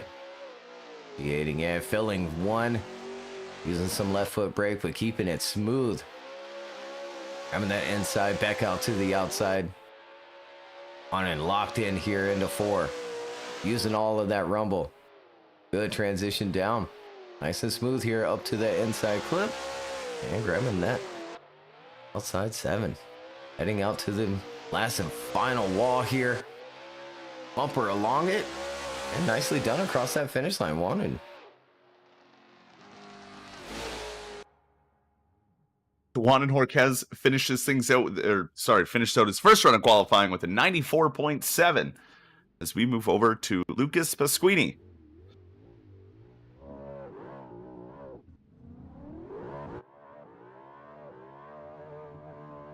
Lucas initiates in, looks good off the initiation, dragging that left foot brake though through almost that whole turn, gets back on throttle, makes it through inside clip 1 and outer zone 2, transitioning towards outer zone 3. A little bit more committed now as he comes through outer zone 4.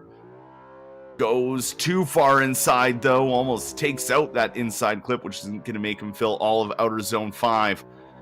Have to try to commit now to outer zone 6. Keeps it along the wall, but he'll definitely have to improve some things for run number 2. Yeah, it was looking good up until the end of 5. The car really gripped up when he picked up throttle and just, right to the inside there. 84.3 on the board. Lukash. Russell Jones at the line. Ready to go. And through that chicane. Down the straight. Good initiation from Russell there, but comes up a little bit on the inside for that reference area. Continuing on. Out to 4. Now down into 5. Using that rumble. Getting around that inside clip. And heading to that wall. Locked in there, but getting out there a little late. Working it through that yellow line. Russell Jones. Yeah, Russell Jones, not a too bad run. 88.3 on the board. Not a bad first qualifying as we move over to Linus Tornquist. Sitting at the line. 2 more drivers to go before we go back up to the top of Group 5 and then get ready to go into our last 16 battles. Linus initiates in. Looks good through outer zone 1. Pulls out some angle and then re-adds some angle as he comes to that inside clip. Now gets through outer zone 2. Drives it towards outer zone 3. Looking good now through outer zone 4. Gets it on that line. Comes through outer zone 5. Makes the transition towards outer zone 5. Or the final outer zone. Outer zone 6. Keeps it along the wall. Finishes out his first run of qualifying. And nicely done from Linus. We wait on that score. 90.5 on the board. Here's Lion Riverol. Brian Literal at the line, ready to go. 3 on Latrell. Through the chicane. And initiating in. Blue lights coming from the front of that car as he works it around turn number 1. Way out to the outside for 3. He continues on. Coming up a little bit short for 4 as well. Now down to 5. Nicely done for 5. Doesn't quite get to the inside clip. Grabs that next outside zone. He continues on heading out to the wall now. Nice and smooth heading out there. Getting the bumper along that wall and across that finish line. Yeah, some things for Ryan Literal to button up there on run number 2, but an 84.5 on the board as we come to our last driver of Group 5, Dimitri Mitten.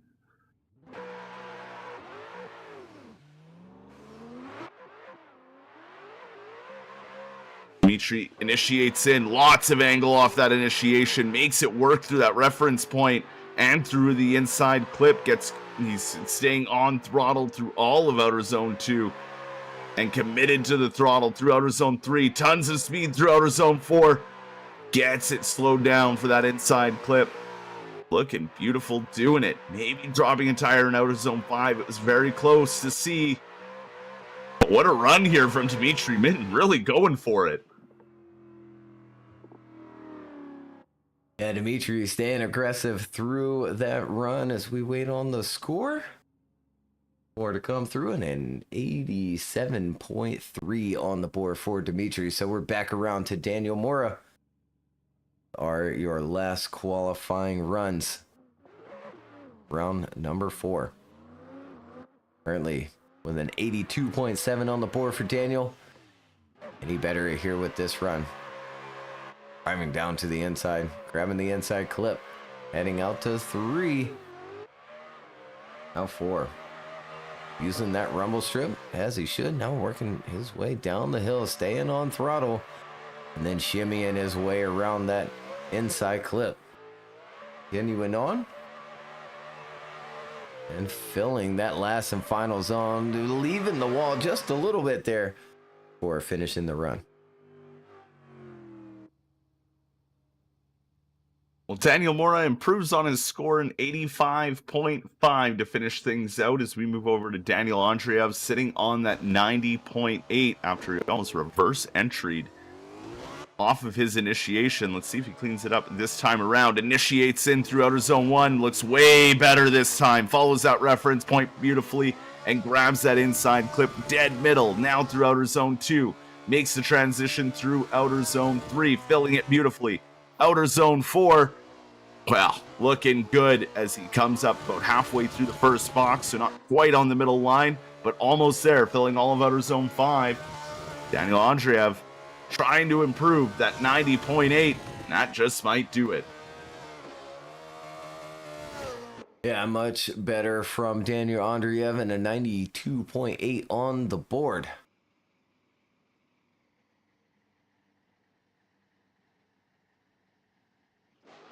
Warner back at the line, ready to go. 94.7 on the board. You better here. You take a look at those cutoff scores. He is safe into the top 32, but can he better his position into it for tomorrow? Nicely done on 3. Heading out to 4 now, all the way out there. All of that rumbled. Nicely done down the hill as well, picking up that throttle around that inside clip. Smooth out to the wall. He's really far out there, makes it work. And across that finish line. Nicely done from Juan Yorkes.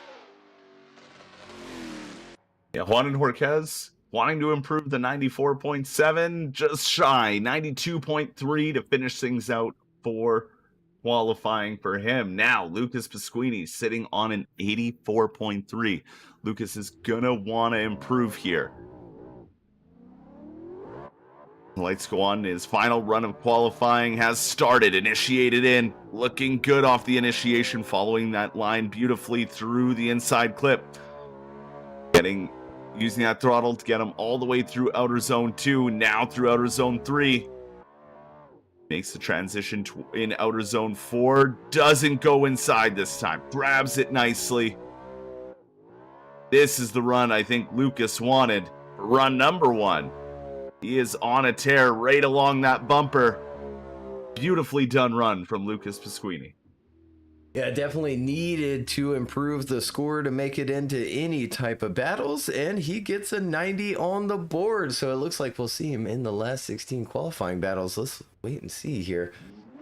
That cutoff score now being an 85.5. Here's Russell Jones, 88.3 on the board, and he locked himself into the top 32 for tomorrow. He works his way out to 3. Grabbing 4 and down the hill, nicely done, but staying on throttle and leaving the outside super early. Continuing on now, gonna hurt his score a lot as he works his way out to the last and final outside zone.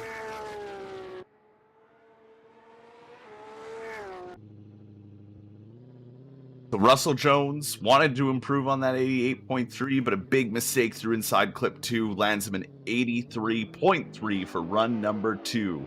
It's Linus Torquist sits at the line, 90.5 is his score for run number 1. Can he improve into run number 2? Initiates in. Looks good through outer zone 1, following the reference line. Wide for inside clip 1, but makes it through outer zone 2. Goes inside of the reference line towards outer zone 3, but grabs all of outer zone 3, holding a nice line through outer zone 4. Wow, adding all the angle to make it through that inside clip. Beautifully done there. Linus sticking it to the wall before finishing out his run. Some things that the judges aren't going to like, but it looked good. Yeah, we'll wait and see. Yeah, I was going to say it's going to be close. 89.7 on board. So he'll hang on to his 90.5 and we'll see him in the last 16 qualifying battles. Here's Ryan Literal at the line, ready to go. Whoa, and getting into the cones. Is he going to choose to restart? No, he's going to. Okay, yeah. He's going to restart it. Fair enough. Into that our tungsten steel chicane cones, which also has a driver. 12 feet of rebar in the ground. And as a driver, it's not fun to hit. Like the second you touch it, your wheel just freaks out. Absolutely. He's back at the line, ready to go. The 84.7 currently on that board. He is the cutoff. You can better the 85.5 from Daniel Mora. Making some corrections in that first turn again. Heading out to 3. Much better transition, but coming up a little bit short again. We want to see him on those rumbles for 4. He gets on the rumble for 5. A little bit better for that inside clip as well, but doesn't get the next outside zone. Heading out last and final. Putting his bumper along that wall and across that finish line. Is it enough? It's going to be close. A few more mistakes made, but it is enough to improve. 87.7 now for Ryan Literal's final run of qualifying. And now to our final driver of qualifying here of round 4 at the Indonesian circuit. Hitting on an 87.3, Dimitri Mitten throws it in, almost backwards, makes it work. Comes through, ends up too wide for the first inside clip. Gets through outer zone 2 nicely though. Starts driving towards outer zone 3, up on that rumble. Now the transition through outer zone 4. Goes wide for the next inside clip, but holds it together to make outer zone 5 work. Now towards the wall ride.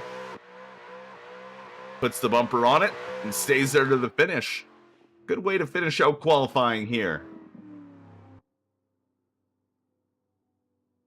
Yeah, absolutely. Sitting on that 87.3. He's safe for some battles, but can he make it on into? He does. He gets the 91.5 on the board. We'll see Dimitri Mitten in tomorrow's top 32 main event.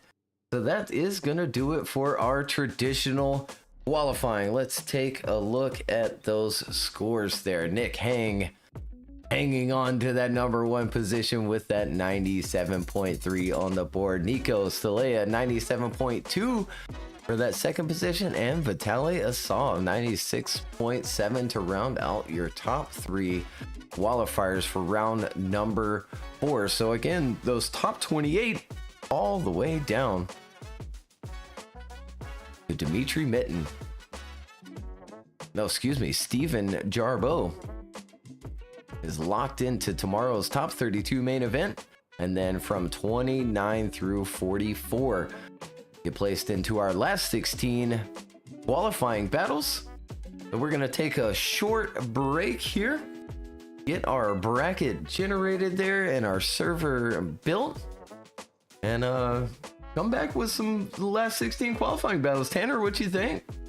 I think qualifying was, I mean, if for the so to get through to the last 16, lots of them. There's lots of guys here that everyone always deserves the spot in the 32, but you got to drive for it. And this track is going to be wicked with battles. I think it's so cool to see such a precision track, because we've done a lot of technical tracks, tried to pull the most we can out of the driver. Now it's about not making a mistake whatsoever, and the smallest mistake you do make is huge and seen by everyone, including our judges who we've seen here today. But for some, they've locked in, especially Nick Hang, first time on top of qualifying, mind you, pulling out that crazy 97.3. So I think battles are going to be wicked.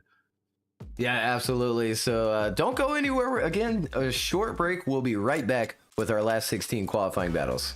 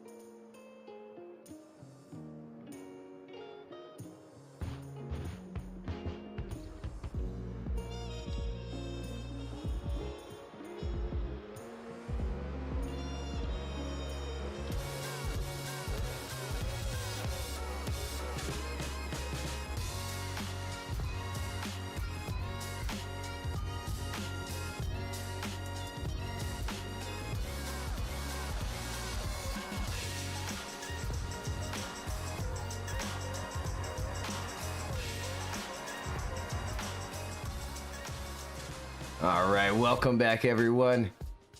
Again, this is round number 4 here at Indonesia Circuit Fictional Track with an awesome layout. My name is Craig. With me, as always, is Tanner. What's up, Tanner? What do you think for the last 16 qualifying battles coming up?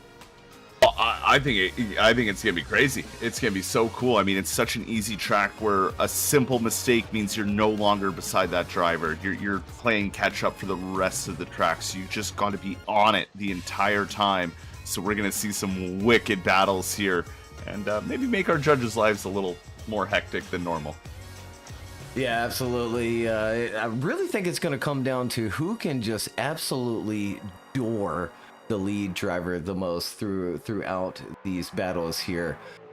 But there is our last 16 qualifying battles bracket. The left-hand side is loaded in, getting their little bit of practice runs in before we send them on their way. Alexander Yegard and Darius Ostrika is going to start out our round 4 tandem battles. Strong one coming up. Alexander going back to the S13. Darius staying in his A90 Supra, and he's had that thing dialed in, wound up. We go to our start line where they've judges have given the drivers their final notice. Reset back onto the pit.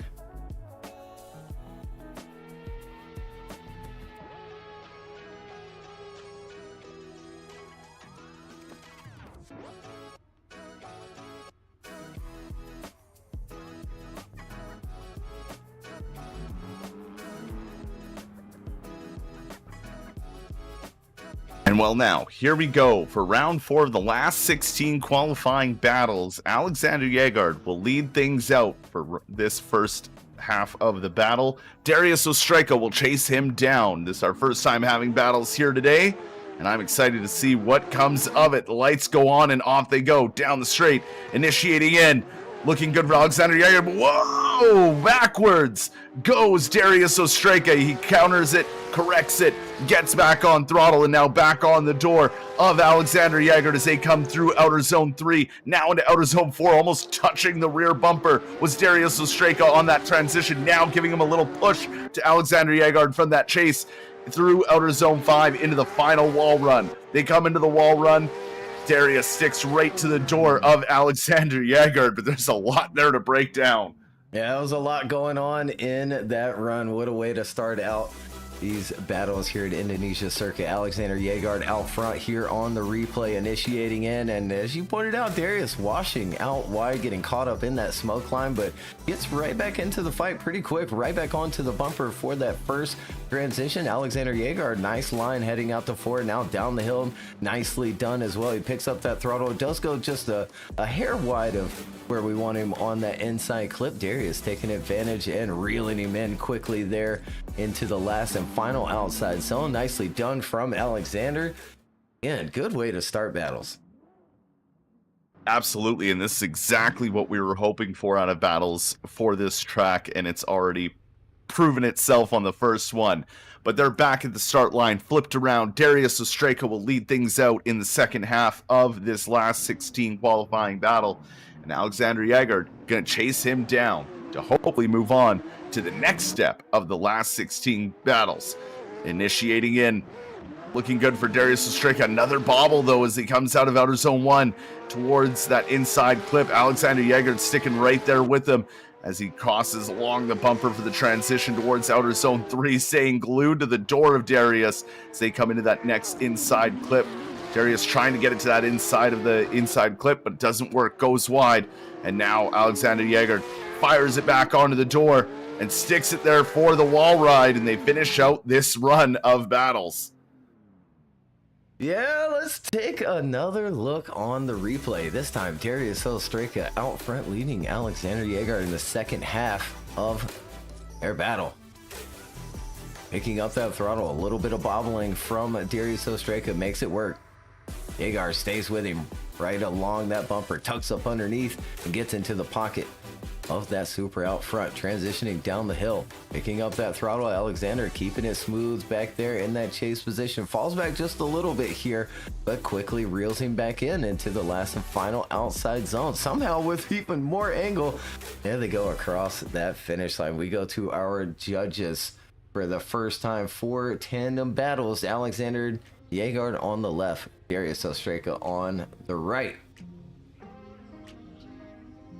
Winner one step closer to tomorrow's top 32 main event. Starting same time, 11 a.m. Eastern, 4 p.m. GMT here on YouTube.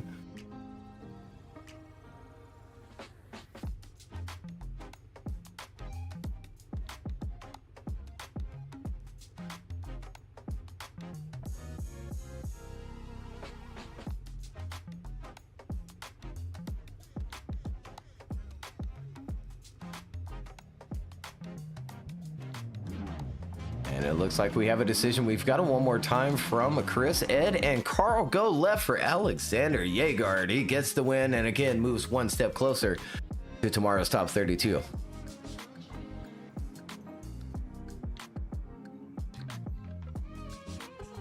Well, Alexander Jaegard moves into the next spot for the last 8.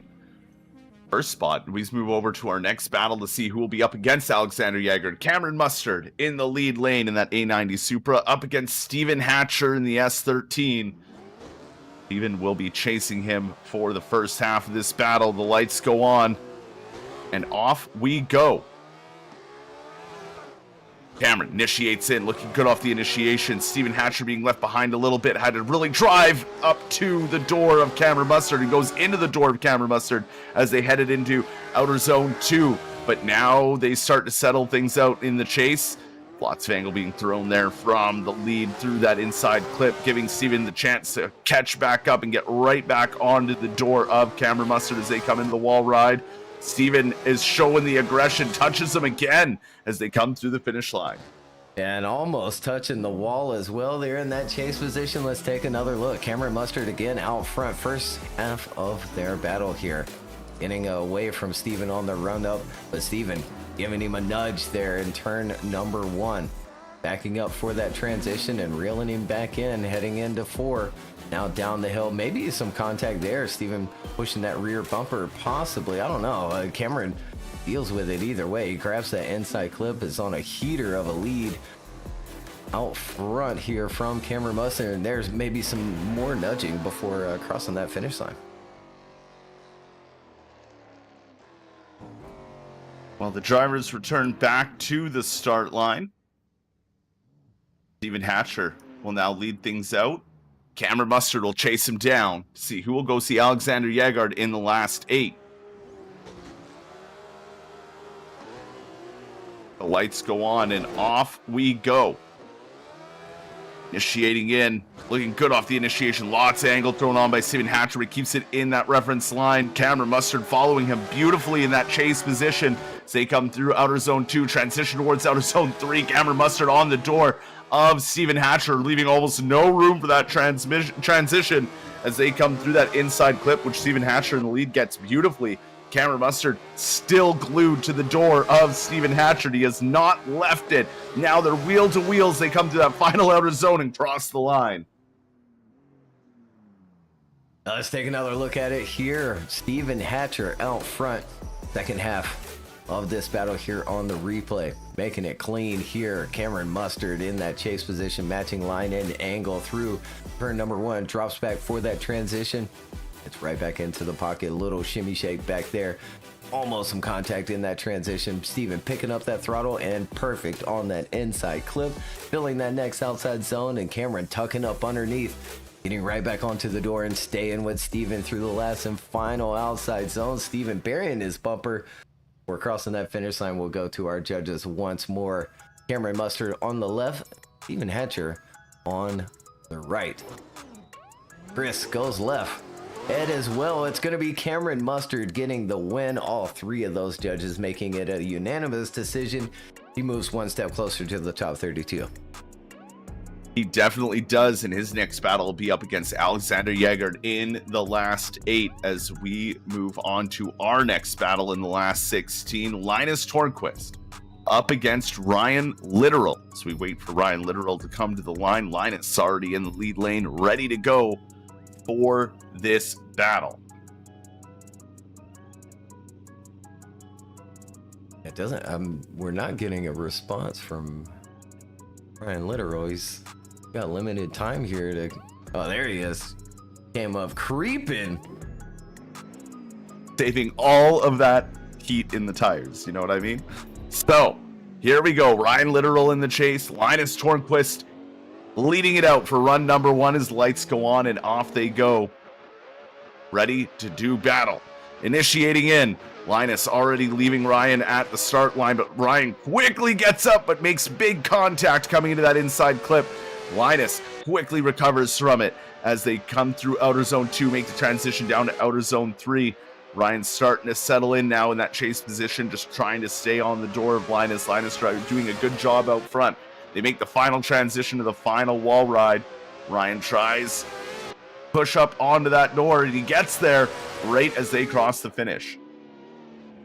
Yeah, quite the nudge there in turn number 1. Let's take another look at it here on the replay. Linus out front getting away, picking up that throttle, and Ryan trying to make the ground up. Now, there's a little hesitation out front, but Ryan really lacking some angle to try and make up that gap that was created down the run up. Here they are down the hill now. Little shimmy shakes here and there, but grabbing that inside clip, that next outside zone from Linus. Hans angle making that transition, using a little bit of left foot brake to get out there to that wall. Ryan right there on the door as they cross that finish line, and we'll flip him around for the second half.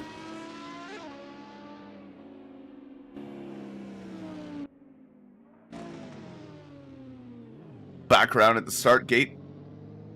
Ryan Literal just turning around to slot into that lead lane to lead things out for the second half of this battle. Linus Tornquist ready to chase him down.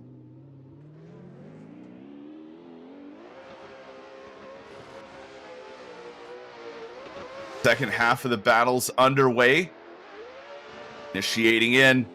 Looks clean off the initiation. Lots of angle thrown by Ryan Literal. Linus slowly getting onto that door off the initiation, but now that they're through outer zone 2, he's almost right on top of Ryan as they come through outer zone 3. Make the big transition to outer zone 4. Kicking up some dirt was Ryan Literal, going wide for that inside clip. Making it work though, trying to grab outer zone 5, but Linus sticking right there with him no matter what happens. He is glued to the door of Ryan Literal as they come across that finish line. Yeah, nicely done. And Ryan sending it down the hill there, but dropping off the back of it ever so slightly. Let's take another look. Ryan out front. Good angle on that initiation. Slight little hesitation there, but continuing on. Linus right there in that pocket, staying with him right along that bumper through that transition. Ryan a little bit wide, but he makes it work. We saw in qualifying coming up a little bit short. Maybe a tiny little tap there in that transition. A little bit tough to see. Judges will be able to take a look though. Ryan continuing on. Good smooth out to that last and final outside zone, but can't shake. Linus Tornquist in that chase position. Let's go to our judges. Linus on the left, Ryan on the right. And there it is. So Carl wanted it one more time. Chris and Ed go left for Linus Tornquist. Linus gets the win over Ryan Literal and one step closer to the top 32. So Linus taking the next spot in the last 8 battles. And we move on to the final battle of the left-hand side of the bracket. This is going to be between Victor Lacheris in that lead lane up against Martinez Ostreka, chasing him down for run number 1 of this battle.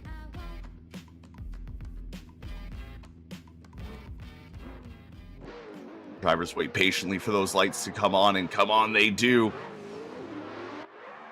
Down the straight.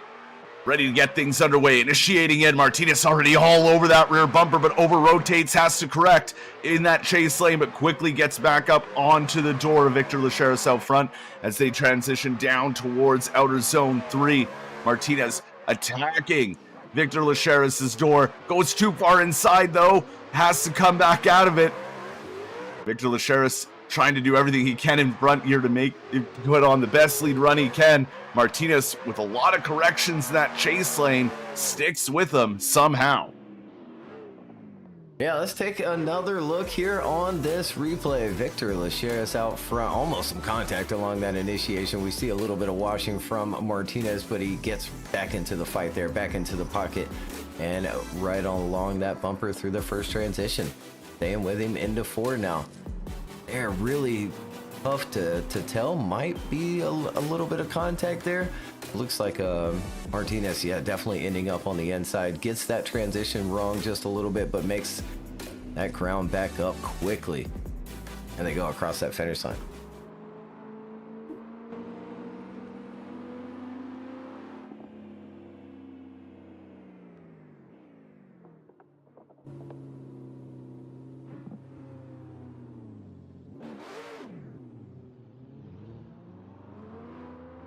Well, back around at the start gate, Martinez Ostreka slots into that lead lane. Victor Lacheris ready to chase him down for the second half of this battle to see who will go up against Linus Tornquist in the last 8. Lights are on and initiating in for Martinez. Lots of angle thrown into outer zone 1, but keeps it within that reference line. Victor Lacheris is bobbling all over in that chase lane coming up into outer zone 2. But now has settled himself out as they come into outer zone 3. Make that transition through outer zone 4. Victor just can't get that car to angle. It's not doing what he wants it to do in that chase lane. It looked like he almost straightened up there through outer zone 4. They come into the final wall ride. Victor starts to get it on the door and keeps it there. That'll be one to look at in that replay. Yeah, sure is. There you go, Martinez out front. Giving chase. Winging that car in is Martinez, but a lot of bobbles in that chase from Victor. Heading through 3, a little bit shallow on the angle out front. Nicely done for 4. Now Martinez really struggling back there in that chase position to keep that car on angle. Really slow to rotate there on the last and final transition as well. There they go across the finish line. We'll go to our judges here. Victor on the left, Martinez on the right.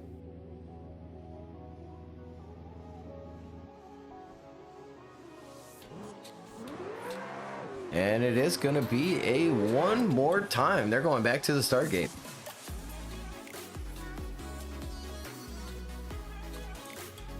Well, our first one more time of the last 16 here in round 4 at the Indonesian Circuit of the Virtual Drift Championship. And a good call on the one more time. A lot of mistakes made by both drivers. It'd be nice to see them kind of clean it up and try it again. So, Victor Lacheris back in that lead lane.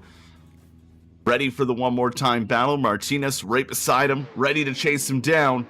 The lights go on, and the one more time battle is underway to see who will see Linus Tornquist in the last 8. Some contact on the run-up from Martinez Ostreka as they initiate in. Martinez a lot smoother this time around through outer zone 1 in that chase through outer zone 2. Victor Lacheris out front looking good as well. A lot more dialed this time around. Lots of room left for that inside clip out of outer zone 4, not filling all of outer zone 5 for the lead. Martinez trying to get back up on the door a little bit deeper into the outer zone. Then Victor Lacheris as they cross that finish line. Yeah, let's take another look. Victor now out front. Yeah, and I think some bumper to bumper action there along that run up, but quickly into the pocket of Victor Lacheris. Out front is Martinez along the bumper through that first transition. A little bit of bobbling back there in that chase though through it, and there's some separation happening in between those two, getting around that inside clip, and then coming up short of that outside zone is Victor. Martinez fighting back, getting back into it, nudging him across that finish line. We've got a second half that could get interesting here.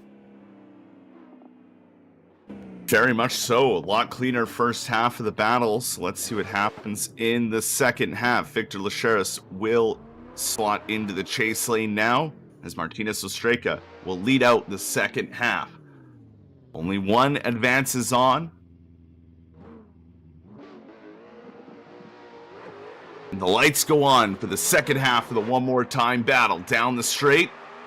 Initiating in for Martinez, looking good. Victor Lacheras in that chase, a lot more solid this time around as they come through that inside clip into outer zone 4, or into outer zone 2. Now the transition down to outer zone 3. Victor right along the door of Martinez. He leaves just enough room for that transition as he tries to keep on the door through that inside clip. One last transition to go, one last wall ride. Lacheras gets up onto the door of Martinez Ostreka, and they finish out the run.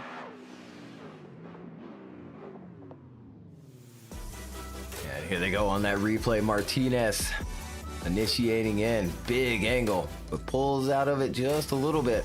Victor matching the line and angle in that chase position nicely through turn number 1. Reeling him in quickly out to 4. Ends up a little bit on the outside. Backs up for it though. Makes it work. A little bit shallow on the angle. Kind of barrels through that inside clip. And makes another final dive out to the wall with Martinez on a pretty good line here. Good angle across that finish line. We go to our judges. Do we have a decision between these two? Victor on the left, Martinez on the right.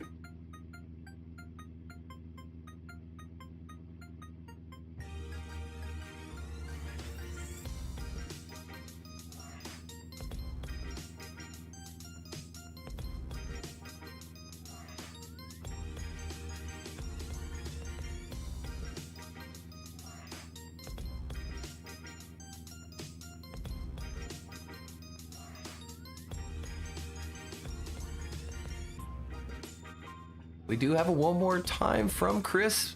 Carl goes right for Martinez.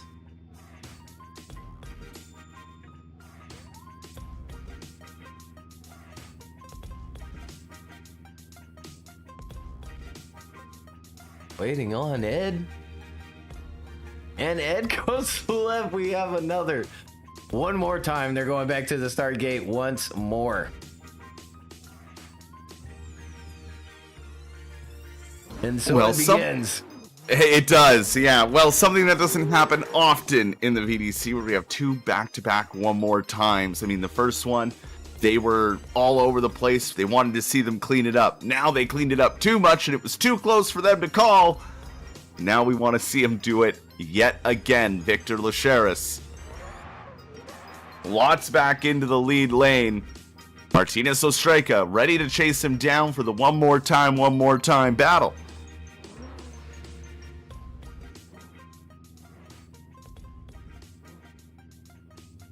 They are lined up, locked in, and ready to go.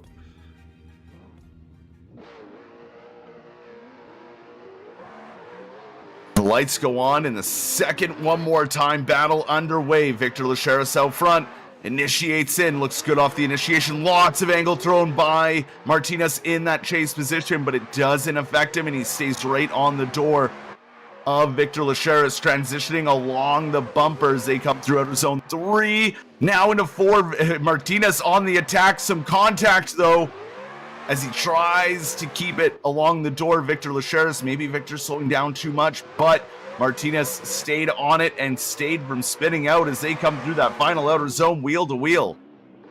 My goodness. Spicy way to start. One more time. Victor out front here on the replay. Almost some contact there, and then almost over rotating is Martinez, but he makes it work. Stays along in the pocket, bumper to bumper through that first transition. Nicely done from Victor out front. 4-4. And then there, just maybe, I'll let the judges take a look at that one. As that decel zone goes all the way until the end of the zone. Then it's time to pick up throttle. Will really come down to that. I know contact seemed to be avoided, but definitely a big mistake by one of those drivers. Yeah, it'll be an interesting one for the judges to play out, and we'll see what happens here in the second half of the one more time battle. Only one advances on, and only one spot left in the last state for that half of the bracket. Martinez in the lead, initiates in, lots of angle thrown yet again. Victor Lacheras sees it, and goes into the back of Martinez. They keep it together, though, as they come through outer zone 2. Now down towards outer zone 3. Making the transition for outer zone 4. Big bobble from the chase as they came through outer zone 4. Victor trying to keep it on the door. Martinez, they come through that final transition. They head towards the final outer zone. Victor puts it on the door and leaves it there. And the judges today getting a workout.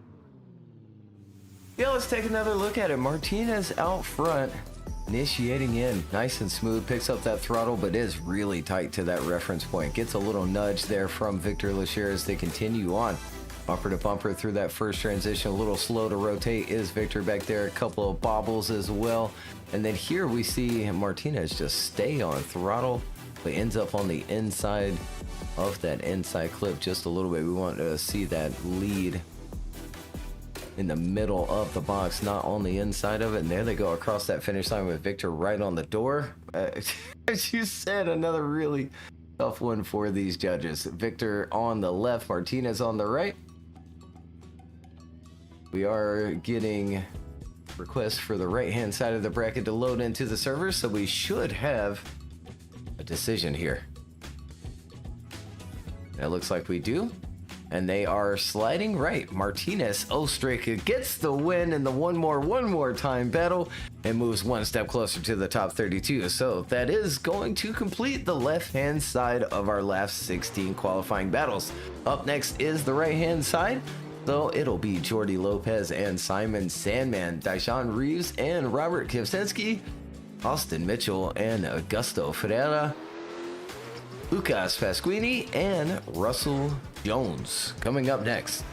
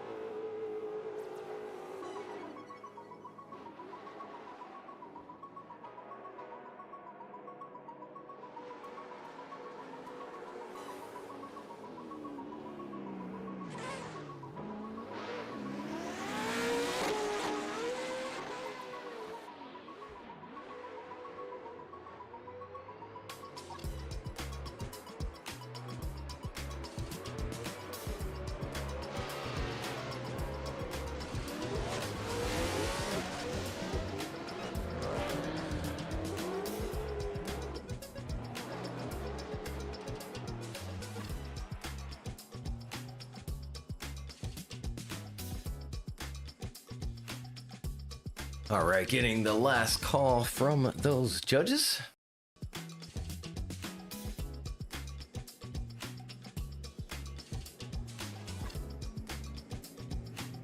It'll be Jordi Lopez and Simon Sandman coming to the line. Their last 16 battle. That's right. Now we have the right-hand side of the last 16 qualifying battles. Jordi Jojo Lopez will be in your lead lane to start things out. Simon Sandman ready to chase him down for the first half of this battle.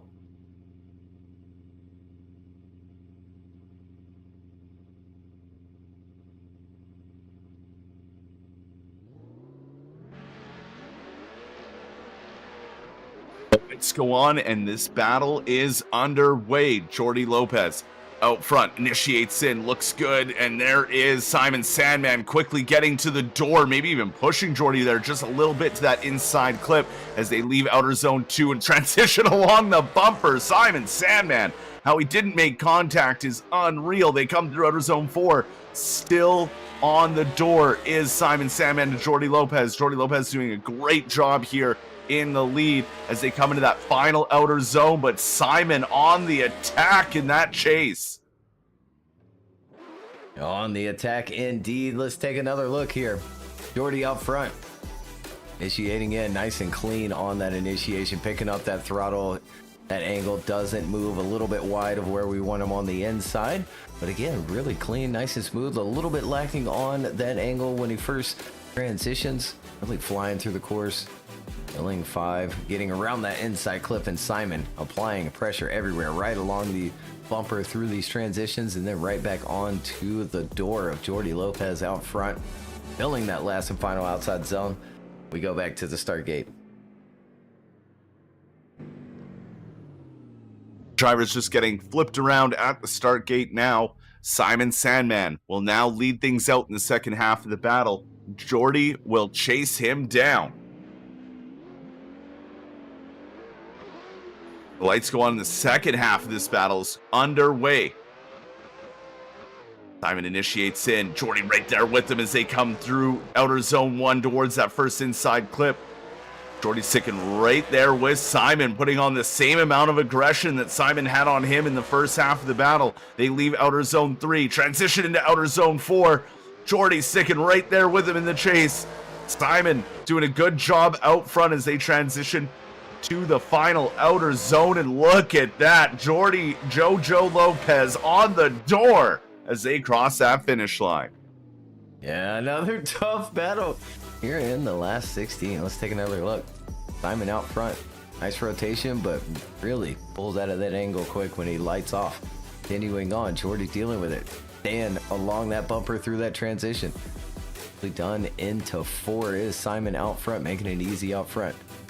Filling 5. Nice line.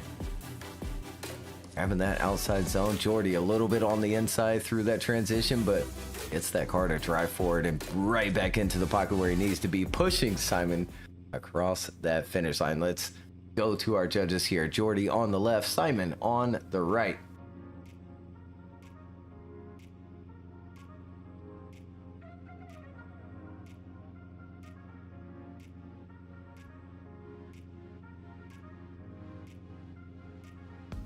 We got it one more time for Chris, but Ed and Carl go right. Simon Sandman gets the win. What a battle between those two. Nice and clean.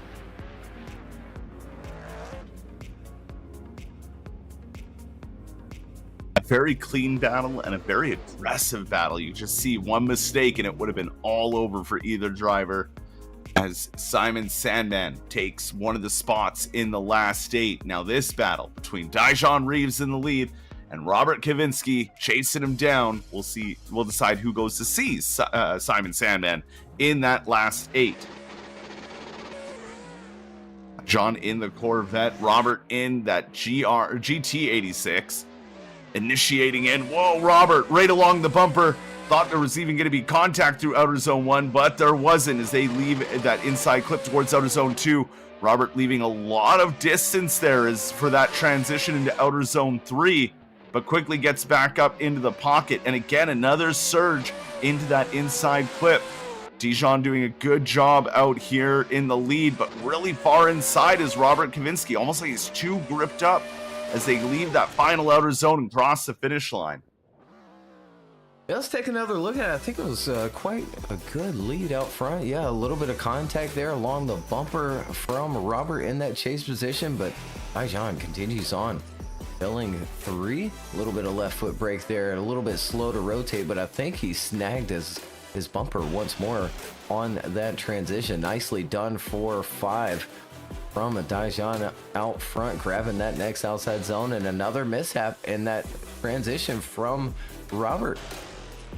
Gets back into it though, and there they go across that finish line.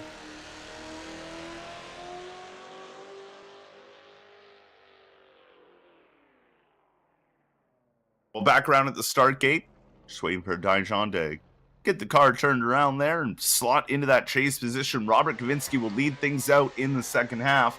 One moves on to see Simon Sandman in the last 8 as the lights come on and off they go. Dijon almost leaving no room there for the initiation as they come through outer zone 1. Quickly onto the door of Robert Kavinsky as they leave that inside clip towards outer zone 2. Transitioning along the bumper, maybe getting hung up on it, causing him to back out of it there through outer zone 3. Outer zone 4 now looking clean as Dijon starts to reel in Robert Kavinsky. After that earlier mistake, they leave the outer zone 5 now into outer zone 6. Dijon right on the door to Robert, maybe even pushing him through that final outer zone. maybe throwing it away. Let's take another look. I think possibly some more bumper to bumper contact along that initiation, but once more they make it work. Daishan staying a little bit cleaner back there, but again grabbing that bumper, I think similarly as Robert. Both very similar mistakes. Now heading back down the hill. Daishan making it a little bit cleaner through here, but driving through that transition in that chase position. Here we go, the little bit of very interesting. There, we'll go to our judges. Let them handle that. As Daishan is on the left, Robert is on the right. So definitely some contact there before crossing that finish line. And Robert not really staying on angle across that finish line would indicate a 0, depending on how that goes.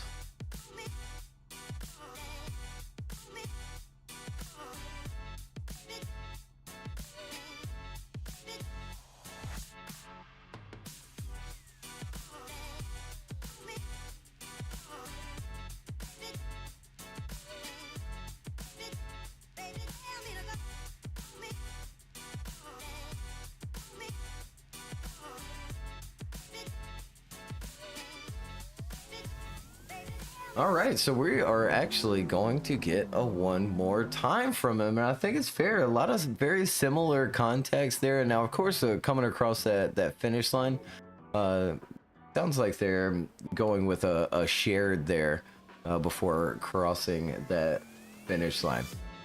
So we'll line them back up and get a clean battle out of them.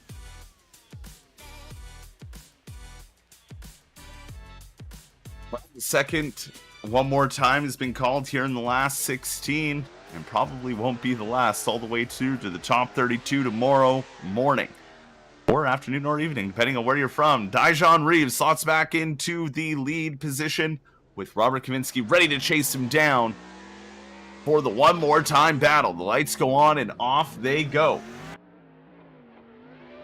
Down the straight, initiating in. Lots of angle thrown by Daishan Reeves as they come through outer zone 1. But Robert Kaminski does a good job to match it and stick right on the door of Daishan as they leave outer zone 2 down towards outer zone 3. Robert Kaminski leaving a lot of room there for that transition into outer zone 4 as they leave that inside clip. Daishan doing a good job out front here, but Robert seems very committed in that chase to stick right with Daishan and not let him run away as they cross that finish line. Yeah, nicely done, and some contact avoided. Let's take another look. Daishan out front, initiating in, big angle, and really kind of holds on to it nicely. Robert dealing with it in that chase, staying in the pocket, backing up for this transition this time, not making that contact. John filling 4 and 5 down the hill, leaves it maybe just a little bit, but just nails that inside clip, grabs that next outside zone, and heads back out to the outside with Robert in chase in the pocket right there with you, a little bit on the inside. There they go across that finish line, and we go back to the start gate for the second half.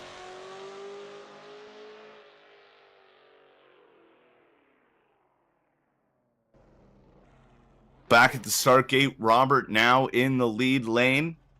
Daishan ready to chase him down for the second half of the battle. Only one advances on to see Simon Sand in the last 8. The lights go on and off we go. Initiating it, Daishan right there along the bumper onto the off of the initiation as they come through outer zone 1. Robert Kaminski coming through outer zone 2, but Daishan sticking right there with him as they come into outer zone 3. On the throttle and transitioning to outer zone 4. Daishan a lot more committed through outer zone 4 in his chase than to Roberts as they leave outer zone 5 now to that final wall ride. Daishan right there on the door, and I think it's all gonna come down to that outer zone 4. Oh my goodness, let's take another look here. Robert out front, Daishan giving chase. Doing just that, lacking just a little bit of angle there, but on a good line, using his left foot brake, and then gets right back into the pocket here, heading out to 4 while Robert doesn't get out as far as we want him to. Now down the hill, he does a really good job here, but goes wide. And a little bit wide there as well for that next one, while Daejeon is just right in the pocket, staying with him into this last and final outside zone. And Robert leaving it there at the end of the run. So we'll go to our judges. Daejeon on the left, Robert on the right.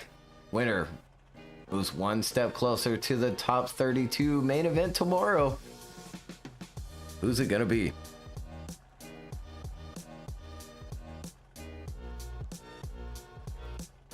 And there it is, a unanimous decision. Daejeon Reeves gets the win over Robert Kivcinski. And again, one step closer. He'll have to face off against Simon Sandman later on.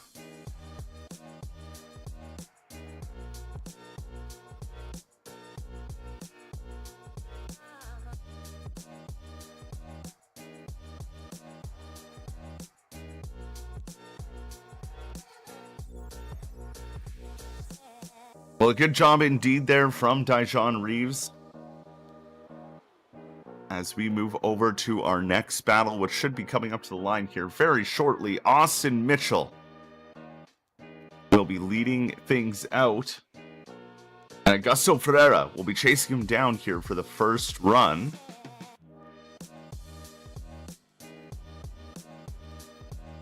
Yeah, it sounds like Augusto having some issues with the semaphore, so they're gonna really count it down for him.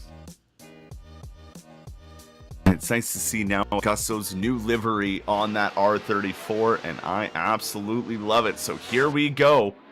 Austin Mitchell out front. Augusto Ferreira chasing him down, initiating into outer zone 1, looking good off the initiation. Augusto right there on the door through outer zone 1 in that first inside clip. Austin Mitchell driving a good line here as they leave outer zone 2 towards outer zone 3. Augusto sticking right with them as he goes wide, washes out, but catches back up to the door of Austin Mitchell. How Augusto didn't lose it, I don't know.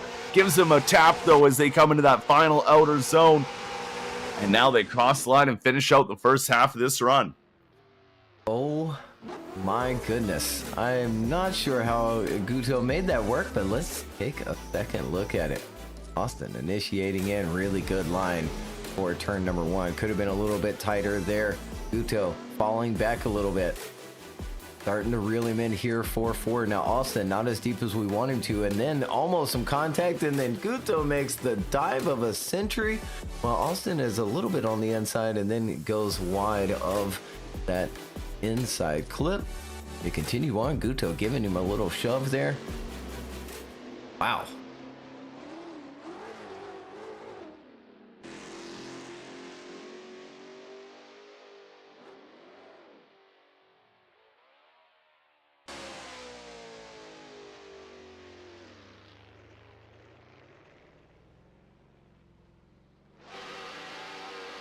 Well, now back around at the start line, Augusto Ferreira will now lead out the second half of this battle. Austin Mitchell ready to chase him down. Initiating in for Augusto Ferreira. Good initiation.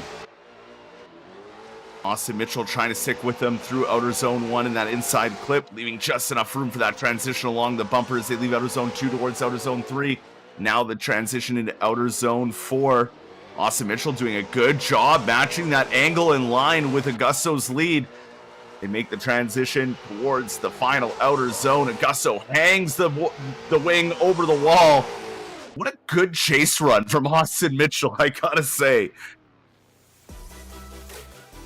Yeah, absolutely. Let's take another look. Nice and clean from Guto and Austin as well. And now he falls back a little bit here.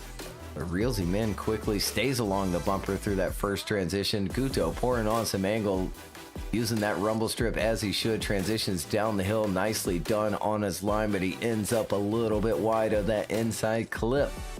Continuing on, big angle once more, heading out to the wall and just putting the bumper right along it. Crossing that finish line. My goodness, let's go to the judges. Austin Mitchell on the left. Also Ferreira on the right.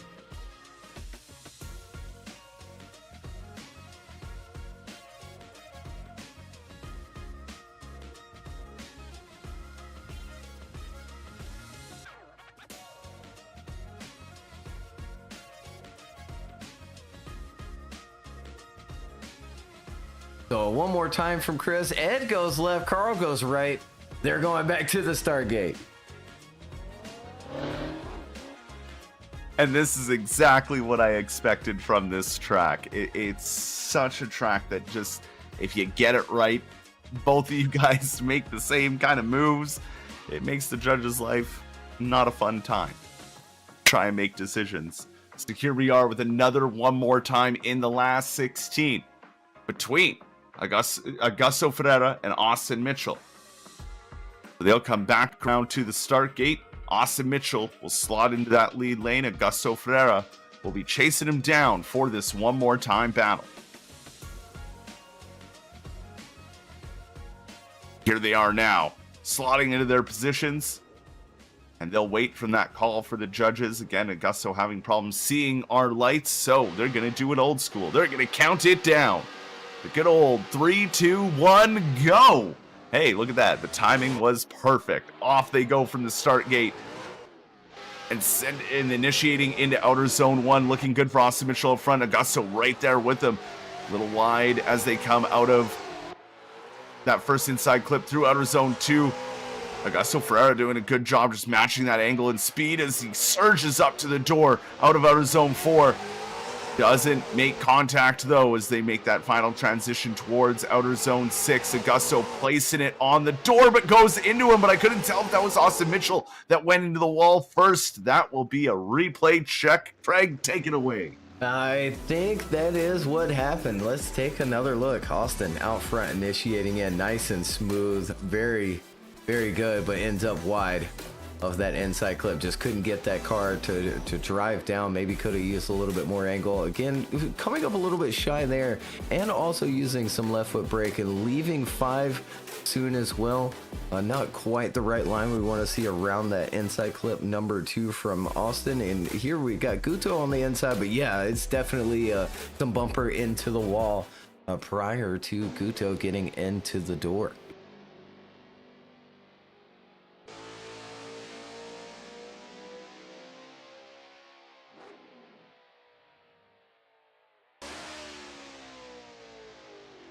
Well, back around at the start gate, Augusto Ferreira ready to lead out the second half of this one more time battle. Austin Mitchell ready to chase him down.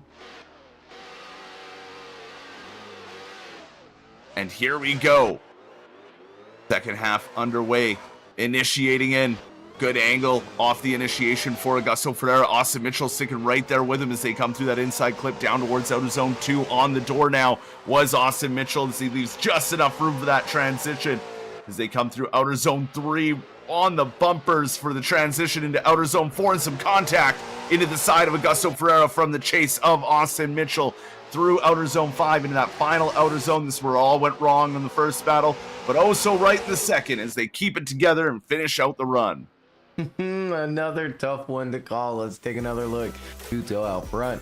Austin chasing him down. Almost some contact before initiating in. Now Guto a little bit on the inside. Grabs the inside clip though. Working out to number 3. And then maybe some bumper to bumper. Great line through 4 from Guto down the hill here. I think just waiting maybe a little bit too long, maybe not quite enough angle, ends up wide of that inside clip, but nicely done on the transition heading out to the wall. Small, tiny little correction there, buries the bumper into it. There they go across that finish line, and we go to our judges for a decision. Austin Mitchell on the left, Augusto Ferreira on the right.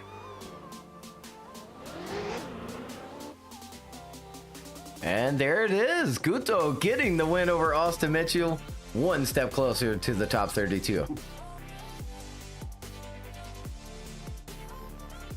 So Augusto Ferreira moves on, and we come to our last battle of the last 16 before we go to the last 8 to decide who gets those final 4 spots in the main competition tomorrow. Next battle at the line in the lead lane, Lucas Pasquini in the E90 BMW up against Russell Jones in that GT86. Initiating in. Looking good for Lucas Pasquini out front, but Russell Jones on the attack, trying to get right up on the door, kept surging through that inside clip into outer zone 2. Now they transition towards outer zone 3. making the transition into outer zone 4. Lots of angle thrown for Russell Jones in the chase and hits Lucas multiple times, pushing him off track. We'll have to see if that was Lucas slowing down too much or just Russell carrying too much speed and couldn't get it slowed down. We're in the wrong area as well. Let's take another look. The decel goes into the end of that zone. We want those drivers to pick up throttle once they reach the end of the zone. A lot of left foot breakdown into that first inside clip from Lucas. Russell dealing with it nicely, falls back a little bit and reels him in for this downhill here. Quickly reeling him in back. No, yeah, he's definitely back on throttle. And Russell, it seems as though when he picks up throttle, the front just washes out on him. He loses the angle and drives into Lukasz in the lead.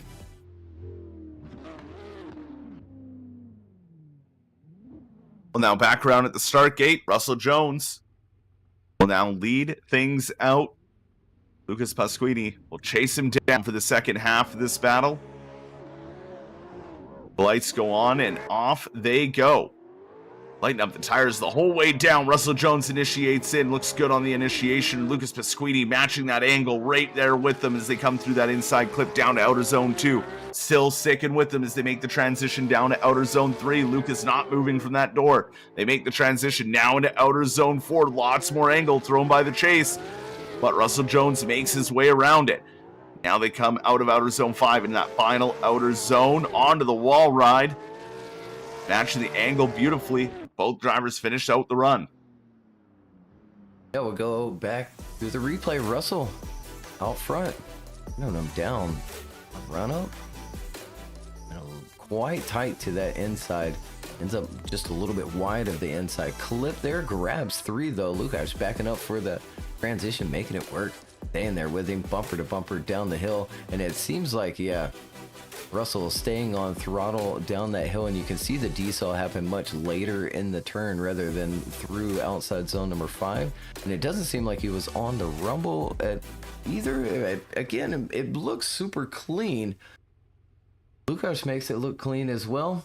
Let's see if we have a decision. Lukasz on the left, Russell Jones on the right.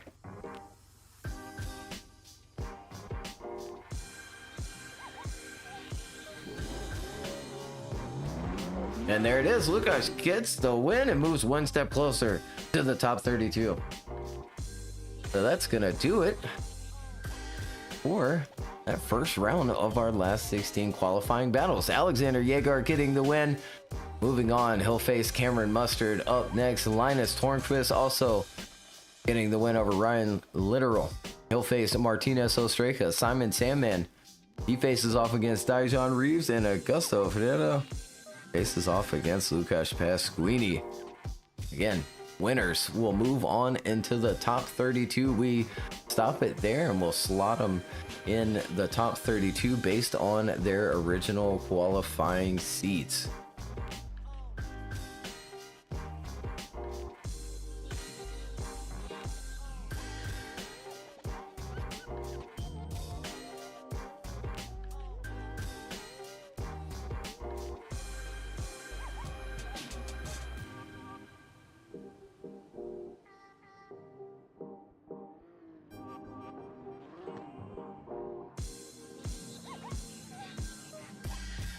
Well, here we go with our last 8 qualifying battles coming up to the line. Alexander Jaeger in the lead lane. Cameron Mustard ready to chase him down for the first of the top 32 spots to be claimed.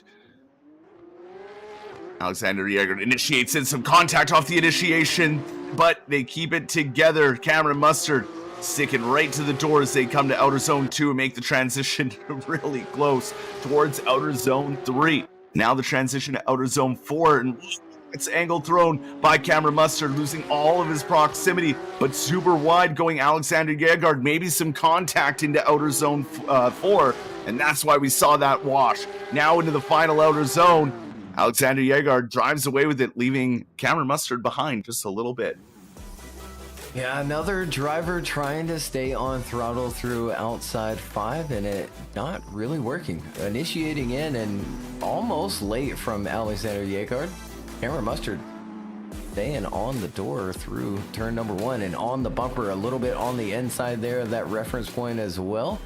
And then here we go. Yeah, staying on throttle, driving off that inside too soon, and then having to work his way around that inside clip. He goes wide for that next outside zone as well. And then coming up a little bit short there at the beginning of the last and final outside zone. But Cameron, not sure what happened there before crossing that finish line. It'll be an interesting one for the judges to dissect as the drivers get back to the start gate and flip around and ready for the second half of the battle. One moves on to the main competition tomorrow. One goes home. Cameron Mustard now in the lead lane. Alexander Jaeger ready to chase him down. Lights go on and off they go. Down the straight, initiating in real close to that bumper of Cameron Mustard from Alexander Jaeger to the chase, but he doesn't make contact and he sticks it right to the door through all of turn 1. Now the transition towards outer zone 3. Alexander Jaeger is giving him no breathing room in that lead. They come through outer zone 4. The surge from the chase up to the door. Cameron Mustard keeping it locked in up front, but the chase on the attack and the aggression, a bump there coming into the final outer zone, and they finish out the run. Yeah, Cameron staying on throttle through 5, leaving it a little early as well, but I think much cleaner. Take another look. Jaeger matching that line and angle almost perfect. Cameron getting stuck on that transition a little long there, not quite getting the angle into 4, and then there driving off the outside a little soon, has to use left foot brake late and get around that inside clip. They continue on. Alexander follows him nicely through it, giving him a little nudge there, I think, as well, into the last and final outside zone. We'll go to the judges. Alexander Jaeger on the left, Cameron Mustard on the right.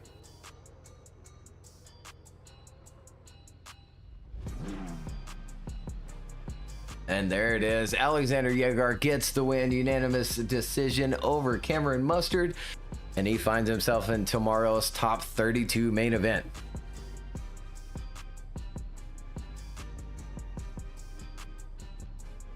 The one spot filled in the top 32.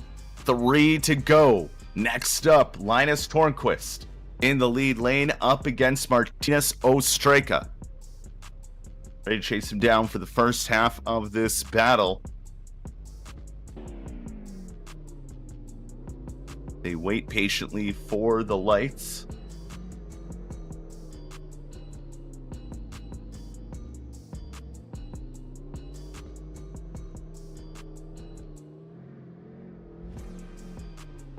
We all wait patiently for the lights.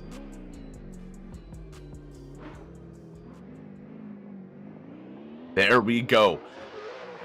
The next battle's underway. Linus Tornquist, Martinez Ostreka. Initiating in for Linus, looking good. Martinez behind just a little bit, but surges quickly up to the door as they reach that inside clip. Now towards outer zone 2, and the transition into outer zone 3. Martinez sticking right to the door of Linus Tornquist. They come through outer zone 4. The next inside clip, really far inside, is Martinez trying to stay on, in proximity to Linus Tornquist as he keeps it on the door.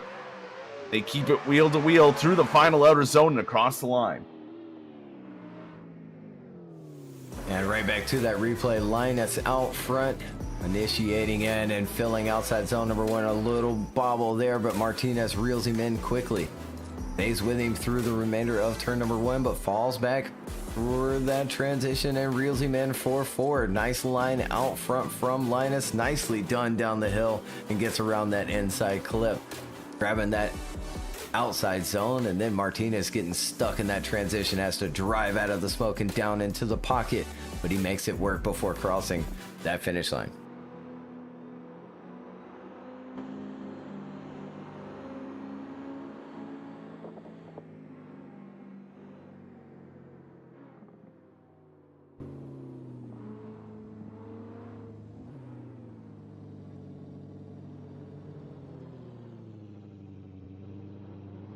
Well, back around to the start line, Martinez Ostreka will now slot into the lead lane. Linus Tornquist will now chase him down for the second half of this battle and to see who will take the next spot in the top 32. The lights go on and off they go. Martinez initiates in right with them though as Linus Tornquist puts some contact and some more contact as they come through turn 1. It's a scrappy start to the battle as they transition along the bumper, maybe even contact there along the bumper as they come out of outer zone 3, transition into outer zone 4. Martinez holding a good line there through outer zone 4 down towards outer zone 5, but Linus sticking right with them now on the door as they come through outer zone 6. Linus is all over that door as they finish out the run. Yeah, and right back to the replay. Martinez out front, initiating in, and look at that. Some contact to start things off. A little bit too much aggression from Linus in that chase position. Almost there as well. Bumper to bumper through that first transition. Martinez filling all of 4. Leaving the outside just a little bit. Left foot breaking his way around that inside clip. Gets to the outside a little too soon there, but still making it clean. Linus in that chase position, pushing Martinez across that finish line. My goodness, let's go to the judges. Linus on the left, Martinez on the right.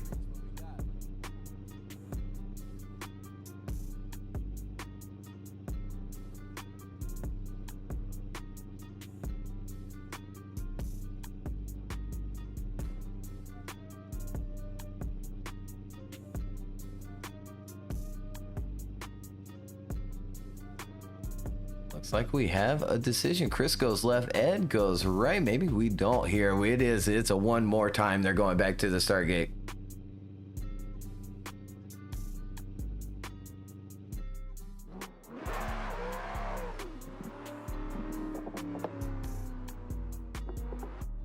So a third one more time here in the last 16 qualifying battles. This time between Martinez Ostrega and Linus Tornquist. So we'll line them back up. Linus Tornquist will now slot back into the lead lane. Martinez Ostrega will slot into the chase once more. See who will take one of the 3 remaining spots left in the main competition tomorrow.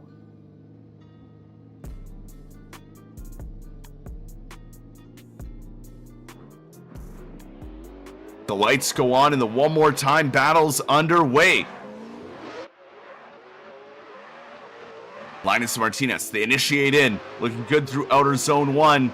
As Martinez gets right up to the door there through that inside clip and holding it on the door through all of outer zone 2. Now the transition towards outer zone 3. Martinez not giving up any breathing room. Linus out front, gotta keep it together and deal with the pressure of having that car right there as he takes a hit from the chase of Martinez, knocking him offline just a little bit, but it doesn't affect him as they come into that final outer zone. Way deeper into the outer zone was the chase as they cross that finish line.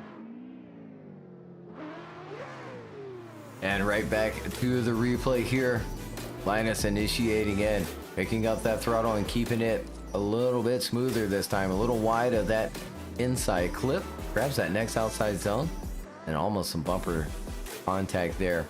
Through that first transition, they keep going down the hill. Much better line here. Gets a little nudge from the chase, pushes him wide. They continue on, and then Martinez has to tuck back up underneath that smoke line once more in that chase position. And then they go finishing out the first half of there one more time.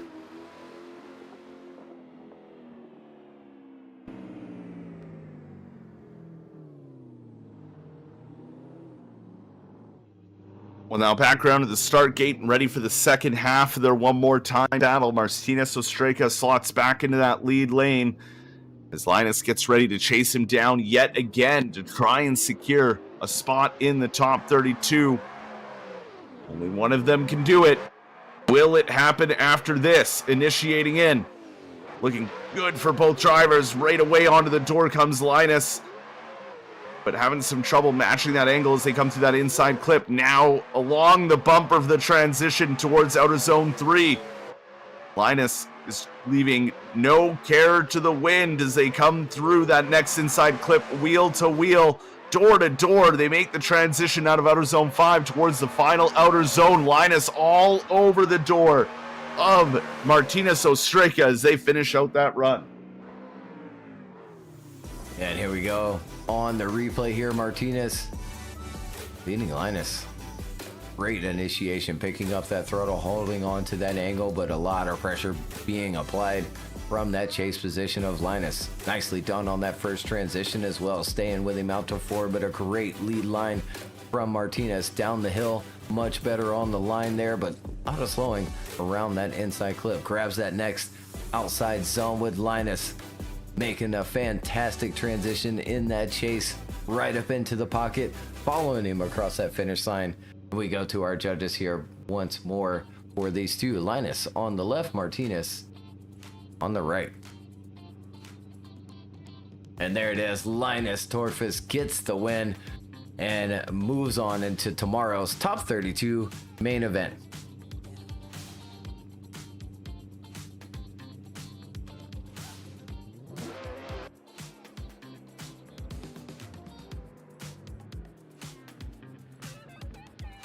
Linus Tornquist taking one of the 3 spots remaining, which means there's only 2 spots left in the top 32 battle tomorrow.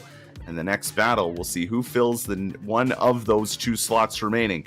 Simon Sandman in the chase lane, ready to chase down Dijon Reeves for the first half of this battle. Initiating in, looking good through outer zone 1. Simon Sandman sticking right there on the door of Dijon Reeves as they come through outer zone 2 down to outer zone 3. Now making the transition to outer zone 4 along the bumper. Simon Sandman doing a good job of just mirroring everything Dijon's doing as they come through outer zone 5, now down towards outer zone 6. They keep it wheel to wheel and door to door across that line. Now let's take a second look. Dijon out front. Simon giving chase. Good angle from Reeves. Locks into it. Grabs that inside clip. Puts that lead tire right in the middle of that box. A little bit of left foot brake in 3. Simon staying with him. Out to 4 now. Using that rumble strip. Down the hill. Nicely done from Dijon. Teeny tiny little bobble. He is on the inside of that inside clip. We want that lead to be in the middle of the box, not on the inside of it. But Simon following him right there through it across that finish line. Good start to this battle.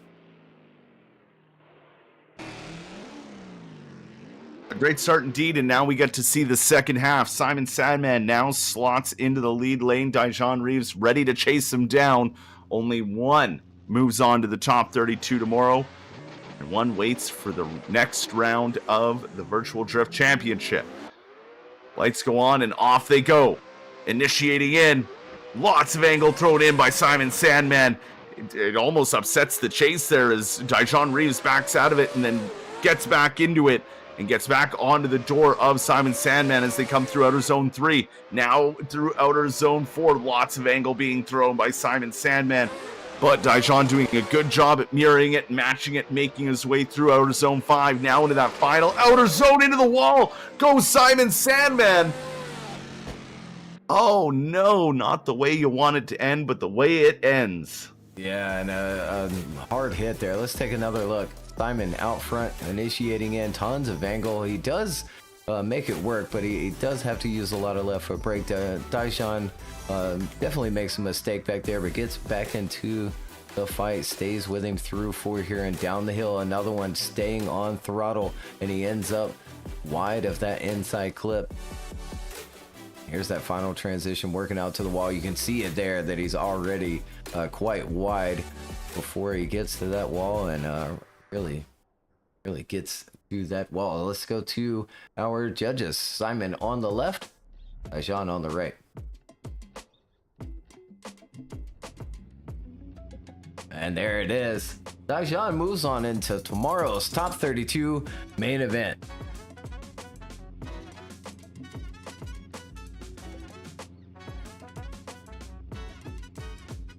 Well, now back to the start line into the final battle of the last 16. One spot remains in the top 32. 2 drivers still under the tower. This is the end to qualifying, as we have Lucas Pasquini in the E90 BMW in the lead lane, being chased down by the R34 of Augusto Ferreira. The countdown goes on, and off they go. Initiating in, looking great off the initiation for Lucas Pasquini. A little bit of surging done from the chase of Augusto Ferreira to get up onto that door through that inside clip through outer zone 2. Leaving him behind a little bit on the transition as they come through outer zone 3. Augusto Ferreira catches back up to that door, but leaves the room again for outer zone 4, and then catches back up the door to the door as they come through outer zone 5. Last transition, Lucas right along the line. Augusto right on his door as he almost passes him coming across the finish line. Yeah, and we'll go right back to that replay with Lukasz out front, initiating it, filling outside zone number 1, but locking those front brakes to get it back down to the inside. He does grab that inside, and here really lacking a lot of angle and really slow to rotate. He's quite on the outside a little early. He does get on that rumble strip, and there down the hill rotates super slow, kind of late getting into 5, but does make it work, make it a little clean. But it'll be interesting to see how the judges feel about that. They go across that finish line.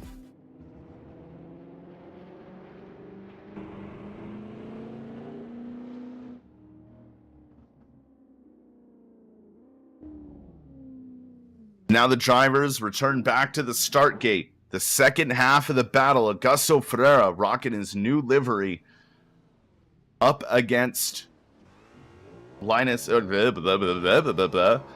Pasquini. There we go. Too many L's today. The second half of the battle is underway in what could be the final battle of the day till we go to our main competition tomorrow.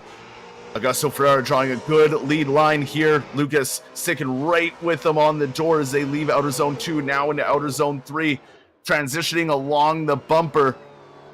Lucas leaving a little bit of room there in the chase as they come through that inside clip towards outer zone 5. Now back onto the door as they get onto that final wall ride. Keeping it right there and locked in as this battle comes to a close. Yeah, nicely done. Let's take a second look. Augusto out front. Seems to be a lot of forward bite dialed into this car. He picks up throttle and it lurches forward. Grabs that inside clip. Lukasz staying right there with him. Nicely done on the angle there. Through 3 and then through 4, using all of that rumble down the hill. Now nicely done, and there picking up that throttle. Car lurches forward and he has to make a little correction. He grabs the inside clip, but you see he's on the outside a little bit early for 7, works it out to the outside a little bit late for the wall, but hangs the wing over top. To our judges, maybe for the last time here today for round number 4. Augusto on the left, Lukasz on the right. Chris, Ed, and Carl go right for Lukasz Pasquini. He gets the win and moves on into tomorrow's top 32 main event. Let's take a look at our last 16 qualifying battles bracket.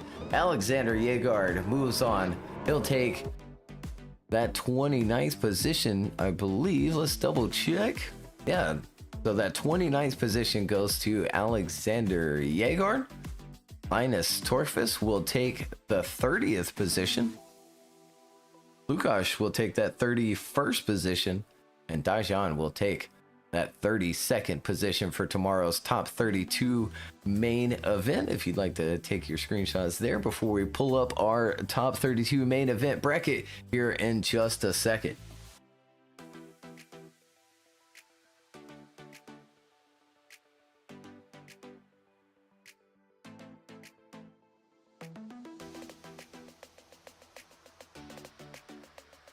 All right, getting word that we do have our bracket generated.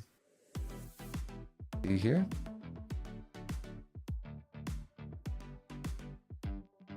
We'll give it a quick refresh just to make sure there. Yep, absolutely. So there is your top 32 main event bracket for tomorrow. Round 4 Indonesia circuit.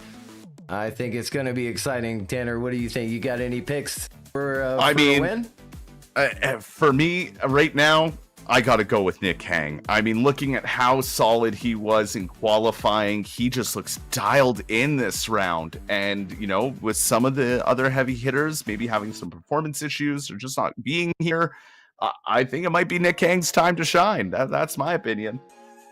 Absolutely, just showing up and throwing down and qualifying first. Nico also on one as well, and I swear that kid does not know how to turn down. So I could see Nico going far tomorrow as well, especially this type of track. Really smooth, really committed, and I think it really is going to come down, especially tomorrow, to who can just stay on the door through the entire run with no chill. And to me, that just screams Nico. So I mean, I don't want to jinx anything. Don't come blaming me when when it doesn't work out. But Daishan's got a big battle ahead of him, which we'll have to double check on that. Hold on 1 second. Yeah, it should be Lukasz Pasquini and Daishan Reese flipped around here on this bracket here, where it'll be Daishan and Nick Hang, and then Lukasz versus Nico Stelea. Maybe we'll give it a. Yeah, we'll get that sorted. Don't save that screenshot. Because that is definitely a mistake there. But again, we'll get it fixed. Hope everyone enjoyed qualifying today and these shorter event days, making it a whole VDC weekend. I'm certainly enjoying it. Tanner, what you think? I'm loving it. I mean, it gives, like I said, even from when we started doing this at the beginning of the year, it gives not only the judges a fresh reset to the day, and just to have nice fresh brain going into everything. It gives us a little bit of time. It gives the drivers a little bit more time to practice that made it into the top 32, and it overall, I think, is just a better event viewing experience for everyone. That's my opinion. Yeah, absolutely. It's a fun one. Again, turning in a whole weekend, and then the 24 hours of practice. They don't get the track for a full week. Now, personally, I don't think it's made much of a difference. Qualifying is still insane. If you've been watching, you give these drivers just 10 laps, and they're doing 90-point runs on whatever you throw them. They are that good. For sure. Just a bunch of bee-boops out there pressing buttons and I was gonna make that joke, and I didn't think about it till about 10 runs later with T-Con Pleski. There is that he forgot to upload his AI file, and the new it update, didn't know what to do. Missed the update. Didn't apply Windows 11 update, Yeah, it was, exactly. All right, so again, I hope everyone enjoyed. This will do it for today and round 4 qualifying at Indonesia Circuit. You can technically download the track itself now over on Overtake. It just won't have the layout until after tomorrow's event. But again, use single player to teleport yourself around, and you can technically drive the layout now if you'd like to go ahead and download it. It's converted by Shen, made by Aaron, and just a wonderful creation. The whole entire track is fun to race as well. A worthy download indeed. So again, tune in tomorrow, same time, 11 a.m. Eastern, 4 p.m. GMT for Top 32 main event, round 4 at Indonesia Circuit. See ya.